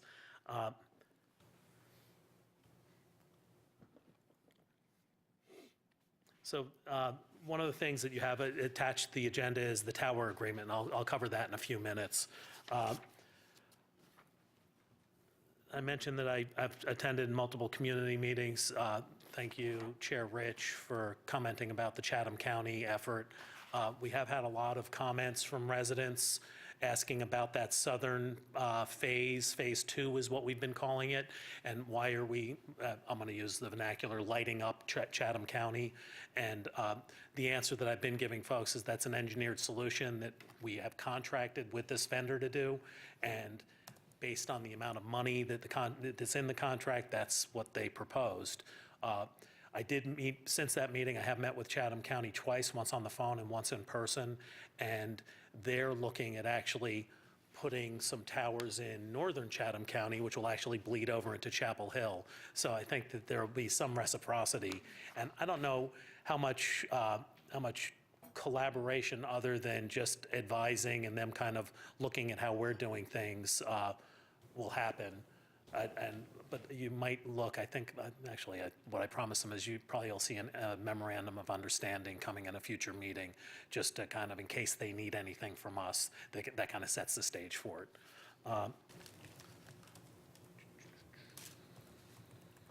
One typo I noticed, it says February of 2019, the manager requests board approval for Upland Broadband Tower Agreement. It's actually March. Any questions so far about the timeline? A lot of this is kind of repetitive. You've seen a lot of this before. The main thing, I think, if I was, being that we're on TV, that orangecountync.gov/broadband will give you information about this particular project and the county's efforts. And without any questions, I'll move into the tower agreement. I think we're good. Tower agreement's pretty straightforward. It's a lease agreement. It's a no-cost lease agreement that we've negotiated with Open Broadband. We're basically allowing them on one of our towers at 510 Meadowlands. We are in the process of doing an engineering study to make sure that the equipment isn't going to interfere with any kind of radio communications that are already on that tower. You'll also, pending approval of this, you'll also see another tower agreement come your way for a Cedar Grove communications tower that we also own over by the Cedar Grove Fire Department.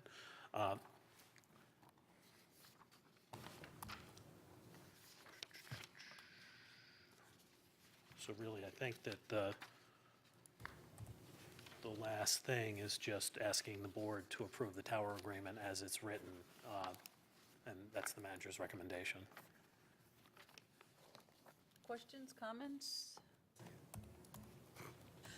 Okay, so we need to, we have received this, we need to approve the authorize the manager to sign the attached agreement, thereby allowing Open Broadband LLC no-cost access to county facilities for the purpose of appropriately attaching equipment in order to provide broadband services to rural county.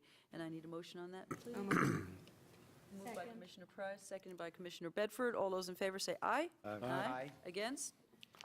All right, that passes. Thank you, Jim. Thank you. And you will let us know when that first person gets. You'll hear me like we'll hear a you sigh and a screaming. scream at the same time. There'll be a lot of excitement, yes. And it'll be, if you'd like, I'm sure Todd will be sending out press releases, and we'll make a big deal about it, because it is a big deal. It is a big deal. That'd be Thank great. you very much. Thank you. Yeah, this is great. I mean, this is something we've been talking about for a long time, and seeing it begin to come fruition is it's a testament to the work of this board and to you, and something that I think the community is very excited about and is really looking forward to. So Yeah. kudos. Thank you. Good job. Thank you. Okay, so 6B is a proposed formation of the Climate Committee, and if you all remember, this was originally started as an ad hoc committee, and when we spoke about it with the municipalities, they were in agreement that they thought this would be a good idea to create this committee. As you can see, there's a layout for who would be on this committee, and I reviewed this with the mayors, and they all kind of liked what they saw here, so I'm going to let Commissioner Markopoulos take it. So I had one thought, one potential addition to the list of representatives that would be on here, and that would be UNC hospitals. And my understanding is that we will approve this or some form of this, and then it will go to the other governments as quickly as possible at their next meetings for them to approve, amend, or whatever. And I also want to just be clear that my understanding is that our sustainability director, Brennan Boom, is going to be the head staff person for this group. Didn't you all decide that amongst yourselves? That's right. When we talked to the mayors about this, the smaller town, Carrboro and Hillsborough, do not have a sustainability director.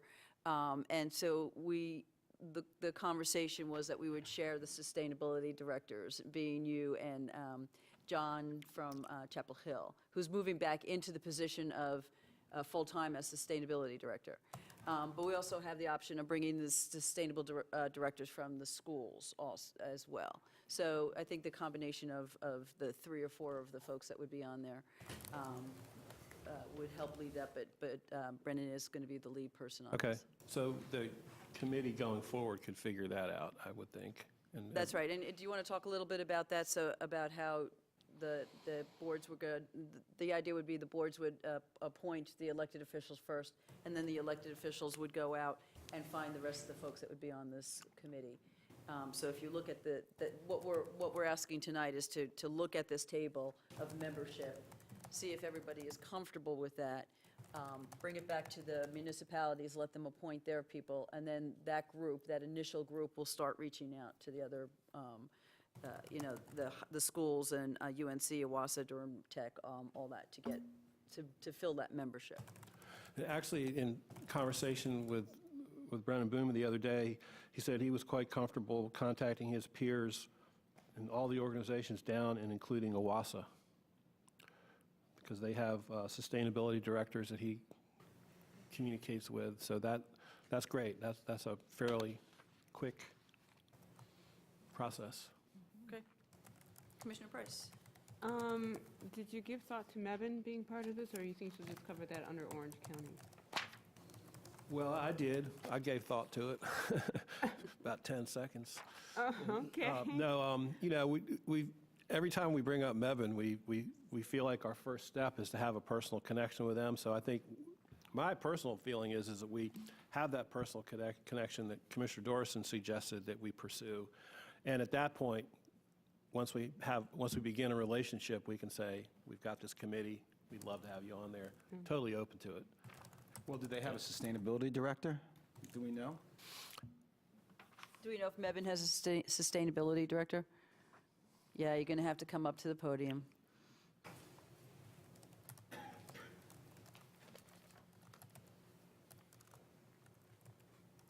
Good evening. I'm actually unaware if Mebane has a sustainability director. I haven't met them or interacted with them if so. Hillsborough doesn't either. They're a small town, and so that's why designated staff is the phrase that was used here. We can ask okay. Brendan to reach out to find that. If that's okay with you, Commissioner Dorson? Well, I was the one that was suggesting it. Oh, I thought it was, okay. Yeah, I was just following up on Commissioner Price's point. Okay, we can get that response. But I have another comment or question Yeah, please. if the floor is open. Court is open. Were you done, Commissioner? Yes. Yeah. So I just want to, I'm just curious as to how these groups got picked. I mean, obviously, these are all important groups in our community, the NAACP, 2 chapters, the Sierra Club, but there's no provision on here, just if you're not a member of one of those organizations and you want to be on this, how do you get on it? And I just think it has a pre-selecting quality that is a little bit of a concern for me. So I'm not either, it's already what, like 25 people, 26 people, 28 people? How big is this? I think it's 26, 27 now, maybe. 27 if you add the hospitals. So, and am I understanding that what you're proposing is the county and the towns and the schools pick their people, and then those people go out and reach out to these other groups to identify people? I mean, how are people going to get actually picked for this? So is the plan that we're going to say to like the Sierra Club, you've got one seat on this board, pick whoever you want, and they'll be on the board? And so that is, we, the commissioners, are not nominating people except for whoever we want the commissioner to be. That's how I see it, and I see it as a start, right? Anything is possible, and any group can come forward. As a matter of fact, the other day, we were meeting with some people from the County Commission for the Environment, and they were going, we want to be on this, right? So the issue already came up, and so we would certainly consider ways to bring in more people. I think that would be, just stepping back, I think we have to start with a group of people to get it going. And we'll certainly be open to what makes us stronger or what makes the effort better. And I'm certainly in favor of giving as much autonomy to anyone who participates as possible, right? And I think if someone really wants to be part of it, they can come to the meetings, they can ask the group to be a formal member, and we can take it from there. I don't think it's a stifling situation. Commissioner Dorson, you look concerned? Well, it's just, I'm not I'm not concerned, I'm just, I'm just thinking about, I appreciate what Mark's saying, but then I think you will find yourself in a situation where maybe you have a committee that has 50 people on it, and maybe that's fine. Maybe that's what you want, and it breaks up into smaller subcommittees or things like that. I mean, a long time ago, there was some housing group that the county put together. There was about, 50 or 60 of us on it, and back in the early 2000s, and we ended up having, 5 subcommittees, and I would be more comfortable if we said now that let's have 4 other slots just that people can apply to like they do with any other committee, and that we'll pick them, or one each for the local governments to pick. So it doesn't, so you can have it, so instead of the sustainability director and a council person and a resident. So I hear you. We had a discussion about that same idea, and we were very mindful of the fact that it's already a big committee. I mean, the challenge is there's like 2 competing goals. One is to bring in as many people as we can to make it as strong as we can as representative of the county. And the other is to move quickly, right? Mm-hmm. Those are very competing goals, right? So hesitant to say for sure. You could start the committee even if you don't have it all staffed up. I mean, you could get it going and say, we're still looking for whatever these y'all other people. think. I think we also talked about subcommittees as a way to bring people in. That people can get involved on the issues that way. I'm open to that, I guess. I mean, if we're going to have 26, we can handle 30. But then, so one thing just to keep in mind is what we've got here is representatives of certain fairly large constituencies or organizations. You're saying like 4 ombudsman type or whatever.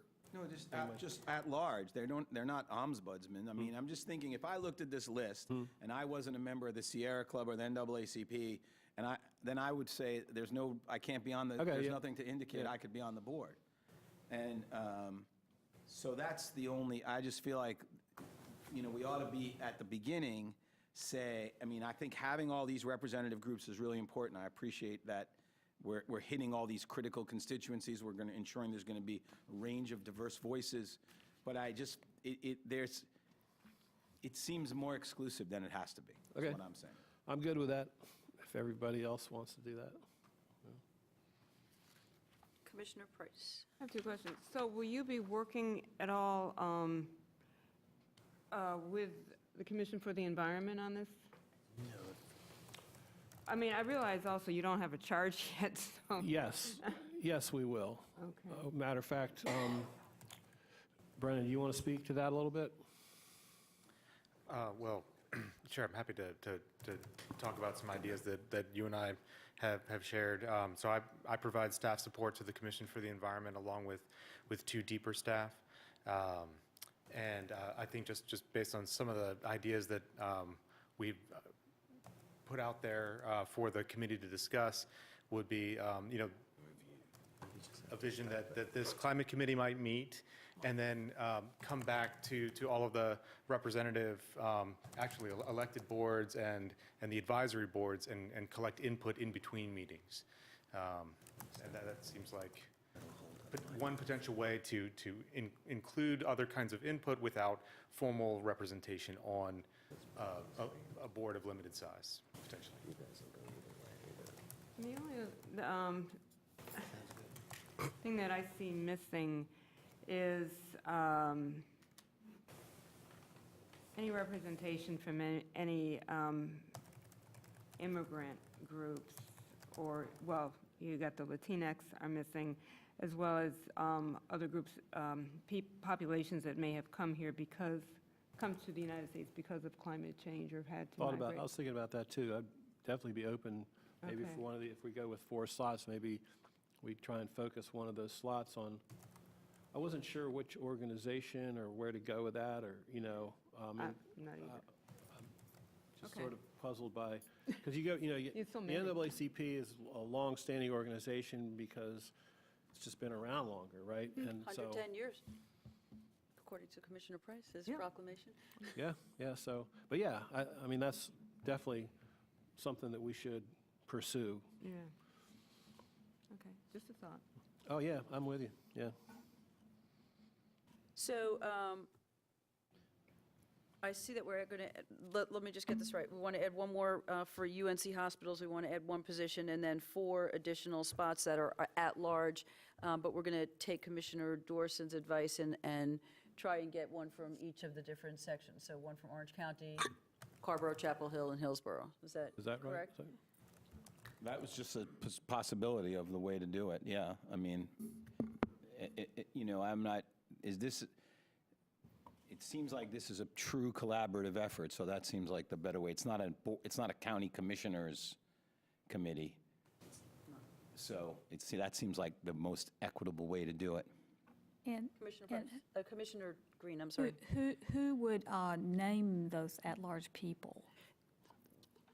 What we were thinking is that the committee would get those, and like we get recommendations for our different boards, the committee would recommend after they looked at folks.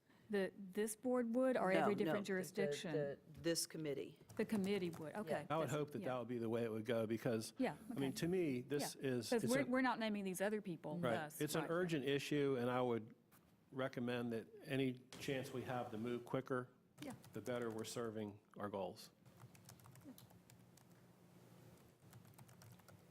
So manager's asking us to vote on the proposed composition, and then what we would do is we would direct staff, and Travis helped me with this, we would direct you to pull that composition together, send it to the other boards for them to agree on the composition as well. Do you have a starting date that you would like, or a deadline? Because I think if Travis puts something out there, we would want to make sure that the towns get it onto their agenda as soon as possible. I would, respectfully request that they do it at their next meeting so that we can get this thing moving. Travis, what do you think about At that? their next meeting or earliest time practicable. Some nice language. Like really quick. Quick. And also, All deliberate speed. Oh, not that, please. and also, I would respectfully request that I be selected to be a representative on this. Okay, so we Commissioner have Representative. 2 things to vote on. First, we're going to vote on the membership of this board, and to then to pass it on to the other jurisdictions. So that would be the first thing that we're going to do, and then we could then discuss whether we want to nominate Commissioner Markopoulos to this position. So I need a motion to approve this with the 1 UNC hospital and the 4 additional at-large spots. So moved. Moved by Commissioner Price. Second? Second by Commissioner Markopoulos. All those in favor say aye. Aye. Aye. Against? Okay, so that passes, and Travis will take care of us sending that out to the other municipalities. Yes. Thank you. Okay. Nominate Mark Markopoulos. We have a nomination for Mark Markopoulos. I need a second. Second by Commissioner Green. All those in favor say aye. Aye. Against? Okay. Congratulations, Commissioner Markopoulos. Thank you. Okay. So, let's see. We have no reports, so let's move on to the consent agenda, and if there's anything going to be pulled, we already have F out of there. Motion to approve the consent agenda if nothing's to be pulled. Commissioner McKee, thank you. Motion to approve. I need a second. Second by Commissioner Price. All those in favor say aye. Aye. Against? Too late. I already banged. Okay. Manager's report. She's home sick, so is there any report from the manager? I think we've covered it all tonight, Madam Chair. Attorney's report. Not yet. Okay. We have appointments, and we asked John to follow up with us on what we need to be doing with the planning board appointments. So do you want to give us some language for that? No, I don't think any language is needed. That is, unlike the rest of your, or most of the rest of your boards, that was not controlled directly. The membership's not controlled by your policy, but it's controlled by the Unified Development Ordinance. And the ordinance says that members will continue until their appointments take their seats. So I don't think there's anything for you to do other than select the time period for this to come back. Okay. May I make one comment on the planning board? The first two positions, number 1 and 10, are just reappointments, so they could go ahead and go through. The next 3 positions, 2, 6, and 8, are open positions, and those people would probably have already been told, probably already been asked if they could stay on to the end of the process. So it's really those 3 positions if we want to do anything. Okay. Yeah. Mhm. So if you want to go ahead and do position number 1 and 10, they're just 1 and 10. reappointments. Okay. Great. Okay, well, so let's do 11A first, and this is Adult Care Home Community Advisory Committee. And this is an interesting conversation that Commissioner Green and Commissioner Bedford and myself had this afternoon. This gets a little bit complicated. It's been complicated all along. If you could just, and I don't want to say ignore the bottom portion of this, but what we're voting on both of this and the Nursing Home Community Advisory Committee is the folks that have been chosen to go through either training or have completed their training. So they are the people that are recommended to us to put in those positions. The vacancies we can't really fill because we don't have recommendations from these boards to put them through. So there is this year, and there's one that has now changed to a 3-week period, and then they continue on with the year. Right. What it is, the state made a change latter part of 2018 and 2019. So what they're now doing is both boards look at our applicants, they pick the ones that they feel like are most suitable for theirs, they vet them, then they move them on to a state mandated training for like 3 or 4 weeks, and then they bring them back to us, recommend to us to put them up for a 1-year training, which is sort of like on-the-job training, and then if they do well during that 1-year training, then they come back again as a recommendation for a first term. It's complicated for these 2 boards, but they're very similar in nature, but that's pretty much it. Yeah. And we do the abstract similar to, I know a lot of the red markings up there was kind of confusing, and we put the open positions like we do on all the abstracts that we were requested to do in the past, but we would just disregard that going forward. Right, and I've asked Donna for future reference if we could Leave just move those that to the portions second out, page. yeah. So it's there, but it's not like we're not putting this. So with that said, Madam yes, Chair. Commissioner Green. I would just add to the suggestion, if it could just say clearly that these are positions that it would not be appropriate for us to vote on tonight. We could do that. Thank would you. just be Thank you. Yeah, clear. yes, ma'am. Okay, so now we need motion for position number 9 and 10 on the Adult Care Community Advisory Committee. I move William Lang for position 9 and Bill Morgan for position 10. Second. Okay, Commissioner Dorson and Commissioner Price is the second. All those in favor say aye. Aye. Against? Okay, and then the next one is Nursing Home Community Advisory Committee appointments. And again, it's just position 1 and 2.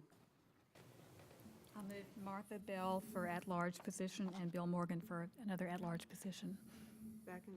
Commissioner Green and Commissioner Price seconds. All those in favor say aye. Aye. Aye. Okay, that passes. And then we have, we're back to the Planning Board Committee appointments, and so our attorney is telling us we can go ahead and appoint position 1 and position 10 this evening. Madam Chair, I would nominate Adam Bremen for position number 1 and Kim Picari for Karachi. position. Karachi. I didn't see the R. Barassi, I'm sorry. Okay, and I for need a second position on number that? 10. Yep. Second. Okay, so we have Commissioner McKee and Commissioner Bedford. All those in favor of those position 1 and 10, say aye. Aye. Against? Okay, And now, why, can you just say again why we can't fill those other positions right now? because they're working on the UDO, and it's been a years-long process, and if we change, some of these people will cycle off the board if we vote in new people. And they don't want to start all over again with discussing the UDO. They want the people that they Notified started us with this afternoon, yeah. to stay there. That was a request from the planning board. Yeah, I can add to that. That happened to me when I was on the planning board, myself and Crawford Goodwin, who's passed away now. And we were in the midst of, actually, I think it was the first iteration of this, was Buckhorn Village, and didn't want to change horses midstream, have to start all over again for some folks. So when will that be done? That's the thing, we stayed on for like an extra year, So but I don't know how long this will this last. does become a concern. Well, it said in the memo this afternoon from Perdita Holtz and copied to the planning board and John and staff. I think they're thinking maybe around May 1st. Well, Commissioner Dorson, do you want to put a limit on it, or are you comfortable with? I don't, you know, if it comes to be May 1st and it's not done, then I'll bring it back up, I guess. I don't have to put a limit on it. Okay. That's fine. So do we need to vote on this to move this to May 1st? Or the first May meeting? I don't think you need to vote on it. It can just be brought back. Okay. So that is perfect. Okay, information items, everyone, you have in the back of your agenda. If anyone has any questions on them. If not, I just had one question on Commissioner McKee's petition to add public comment to the March 12th meeting. We don't traditionally vote at March 12th, which is Tuesday night. He said, public Yes, comment. and public comment he wanted to add to it. We don't vote on March 12th. So do we need to vote on that now? Vote to add public comment to the item? To the March 12th, a work session?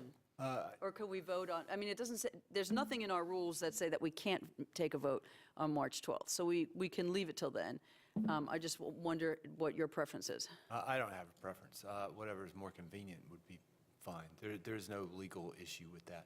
Okay, so we can do it. As long as the agenda is set, you can, however, notify people if you want to that they will be allowed to speak at that, if that's what the board wants.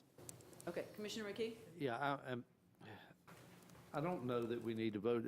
Over the years, there's been a couple of times in work sessions that we have allowed public comments on things that were high up on the public interest. So that was the reason for my petition, because this is a public conversation. I wanted anybody to get a chance. If they want to speak, let them speak, and let them, speak pro, no, whatever they want to do. That way they'll feel they had a chance to make their opinion known. Everybody gets a shot at saying what they want to say, and no one can say that I didn't get a chance to speak.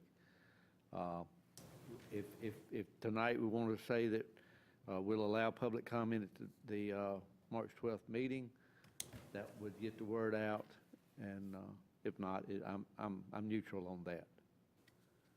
My concern is that no one be able to say, I didn't get a chance to, voice my opinion. Commissioner Markopoulos? We're so close on this, we could make it into the Guinness Book of World Records for the most comment on one issue. So I think we should Almost. definitely go for it. We could make history. On the other hand, maybe we could limit it just in case it turns into a filibuster session. We could limit it to like 45 minutes. I mean, if we, or 2 minutes per person. We did that once. Comments, concerns?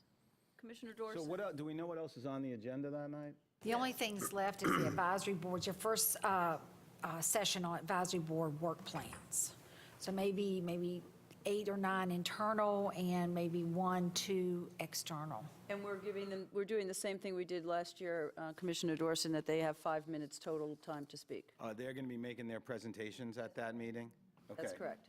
Well, I would just say if the consensus is we're going to allow public comment, we ought to say it now so people know, because if they don't, they know that the standard practice is you can't comment, so, you could end up with people saying, I didn't come because it's a work session, and they never take comment. So if the consensus is we want to have comments, or we want to limit it, for 45 minutes or whatever, an hour, then we should just say that now so people know they can come if they want to. And that's why I brought it back. And let's do because- the advisory boards first, so that those people won't have to sit That's all right. night long. With that. That's right, the advisory Let's boards be come respectful first. of them. It's their night. Yeah. I do have the same concern that it becomes, 30 people coming to speak, and I think that that's not what work sessions are for. I don't mind listening to people. I certainly don't want to stop anyone from speaking, but I think that the concern is that we will hear a lot of the things that we've already heard, number one. And number two, we don't even know right now, as of now, we don't know what's on what we're discussing. So just to come and make a comment that you've already made, whether it's pro or anti-light rail, it doesn't pertain to what we might be talking about at that work session. So how do we form that into the conversation? Commissioner McKee and then Commissioner Markopoulos. I would expect that any comment I might make is going to be a repeat of comments I've made before. I mean. Just say it now then. Yeah, I could just say Get it. it That's over true with. for all of us. No, actually, the other 6 on this board can make my comments for me. I could do it for you. You've heard them enough. And you're absolutely right. The comments that we will get, I'll almost guarantee there will be very little that's new. My concern is that because this is a public discussion, because this is a divisive discussion, people have taken their positions. When we get through with this, I don't want anybody to say that I was limited, or I could not make, or I could not have my opinion known. I've not sat through, as far as I know, in 8 years, I've not sat through more than about 1 hour and 15 minutes of public comments in any of those meetings. I don't expect that it is going to run more, and I don't know, maybe I'm wrong, maybe there'll be 400 people show up, but I seriously doubt it. I would think that we could look at it on the 12th before the meeting. If we got 400 people signed up, we're going to have to set some sort of a limit. But if we've got 20 or 30, then we let them run.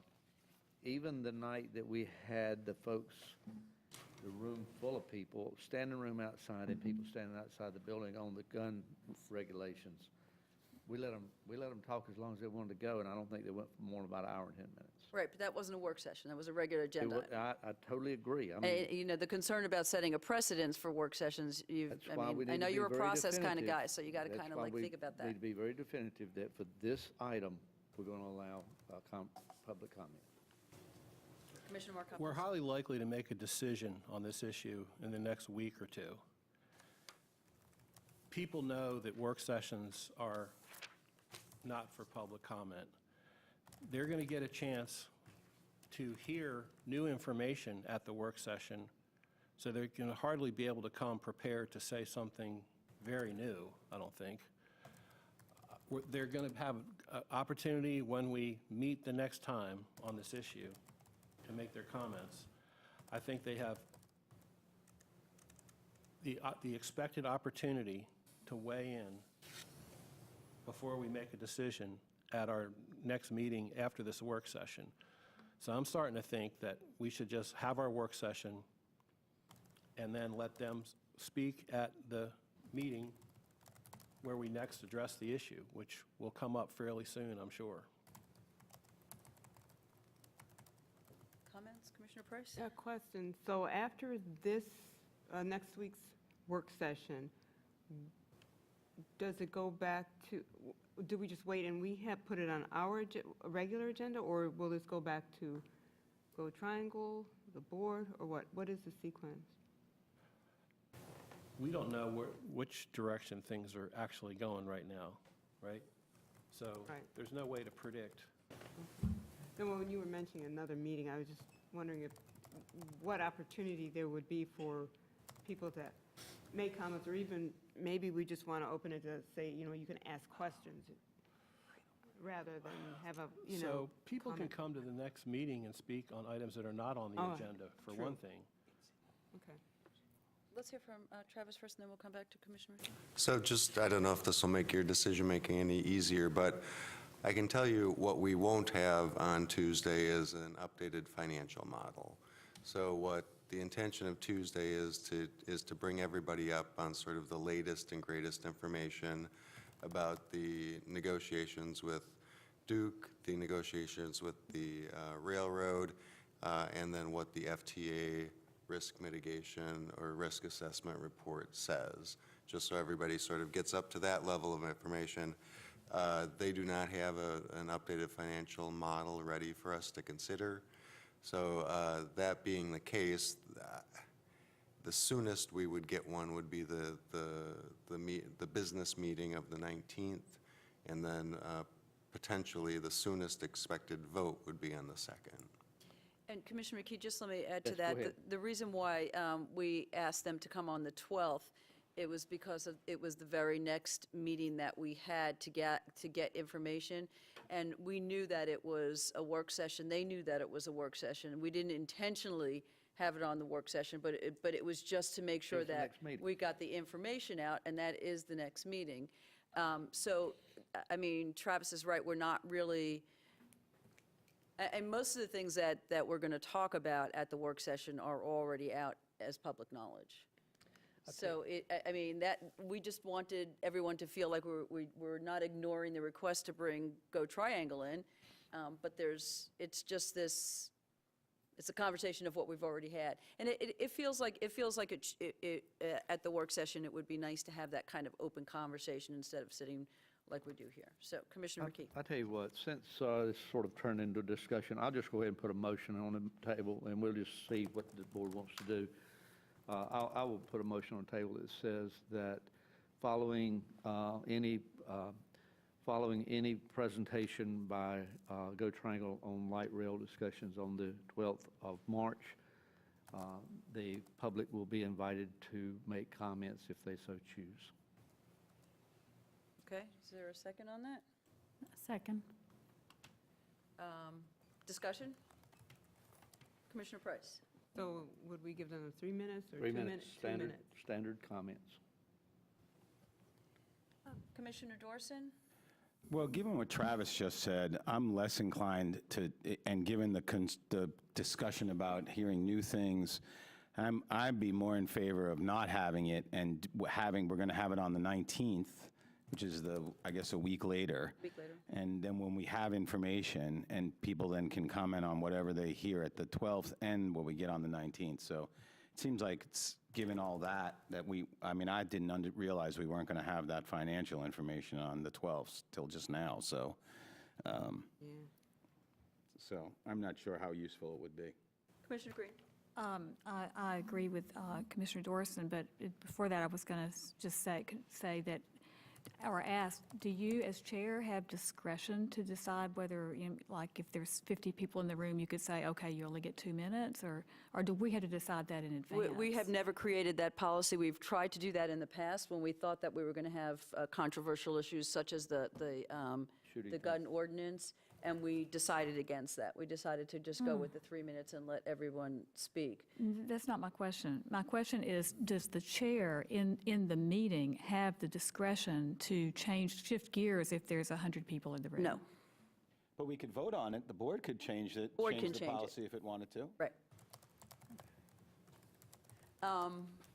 If I might, Commissioner I may McKee. be wrong, because there were other people on the board that, I think with the shooting meeting that night with a bunch of people in, I essentially just stated that we would take all comments. It was unchallenged. I don't know if I might have been out of line, might have been out of order, but I think, and I'm operating off of 2 or 3-year-old memory too, so maybe We discussed it. did we discuss it? Okay, then my apologies. No, it's all good. I have some concerns also because I don't know that what we're going to be discussing at the work session, it really warrants any more conversation. And given that we're going to meet a week later, it'll give everyone a little bit of time to digest that information. I get real concerned when we change the process of something. And, work sessions, we don't allow for comments, so we can comment, so we can have this open discussion. So I have a little bit of a concern of doing this, and I understand that this is high level, but we've had comment after comment after comment about this, and I don't know, I hate to change the rules of work sessions. Yeah. We've done it before, so we're technically not changing. the When? rules. When have we done that? I don't know that I've been on. Off the top of my head, for specific interest, Cedar Grove Community Center.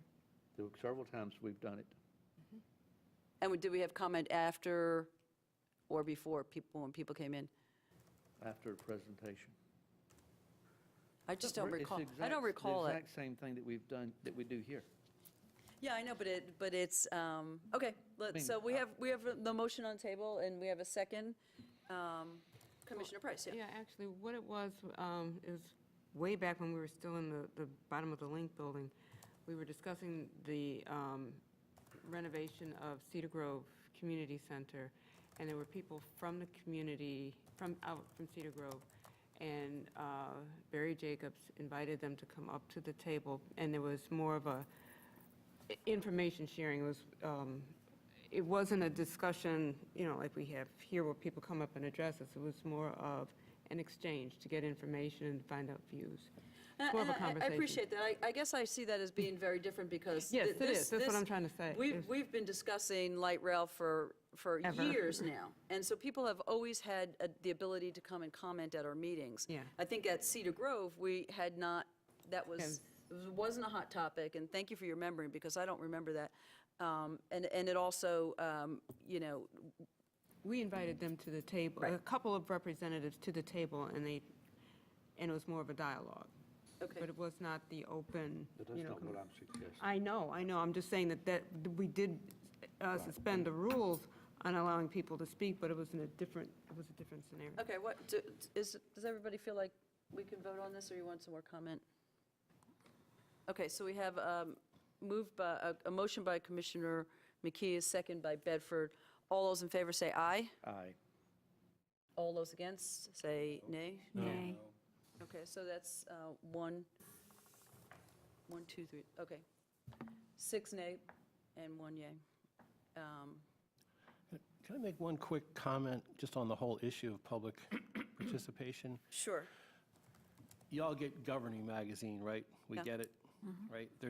Go back about 3 issues. There's an excellent article on public participation that makes the point that often, it's just something for us to think about. I don't even know how to solve this problem, but it's a great article that raises the point that lots of times you have a group, an affluent group, small group of people that always participates on an issue all the time, and elected officials tend to consider that adequate public input and forget to find out what everyone else is thinking.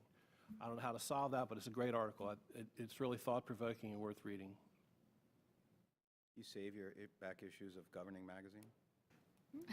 I might have that one. Might be Actually, Might be online. Bernadette Pellissier cornered me one time and said, "Are you reading Governing Magazine?" I said, "Are you kidding me? What?" And so she persuaded me to open it up. So. We still have a closed session, folks. Commissioner McKee, do you I'll want? just make a quick comment. Sure. The exact same thing just happened about 2 hours ago. Had that group not shown up, we would have passed that Eflin Small area. I hope Actually not, I Commissioner. No, if the group had not contacted you, had the group not shown up, we would have passed it without a comment. The group showed up. So it's not exclusive to affluent people. It is when groups in the community have a concern and show up, and I've seen it happen for 8 straight years, whether it's schools or anything else. If there's no one in the room, There's never much discussion. It goes through almost every time on the recommendation. If 5 people show up, maybe not. If 50 people shows up, the entire conversation every time changes. Commissioner And Price, do you want to give It just happened 2 hours ago. a description of this? Because this was a little bleep. This was a little bit different. Because Yeah. we had asked folks to talk during, I'm not saying a it's public hearing, exactly yeah. the same. I'm saying that if that group had not shown up, had not contacted Commissioner Price, we would have passed that agenda item without any discussion. Right, well, But we would- yes, but see, but with next week's agenda, I'm there's not gonna- two, I'm not- there's I'm two not- two opportunities. I mean, they can listen, but the following week, they, folks can speak. We won't be passing, we won't be voting, but we won't be voting on. But I'm going to accept the board's vote. Yeah, we won't be voting on anything next week, and everyone can speak the following week. And who knows, I'm maybe, gonna be maybe quiet we'll before I'm suspend ugly the rule. again. Okay, folks, we have a closed session pursuant to GS 143-318.11A3 to consult with an attorney retained by the board in order to preserve the attorney-client privilege between the attorney and the board. Need motion to go into closed session. So moved. Bodorson. Second, McKee. All those in favor say aye. Aye. All right, meet you in the back, everyone. Thank you.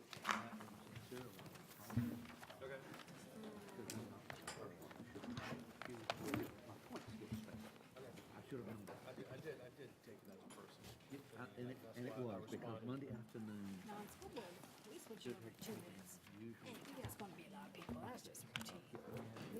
I have a question for Sally and James Setta. Did you call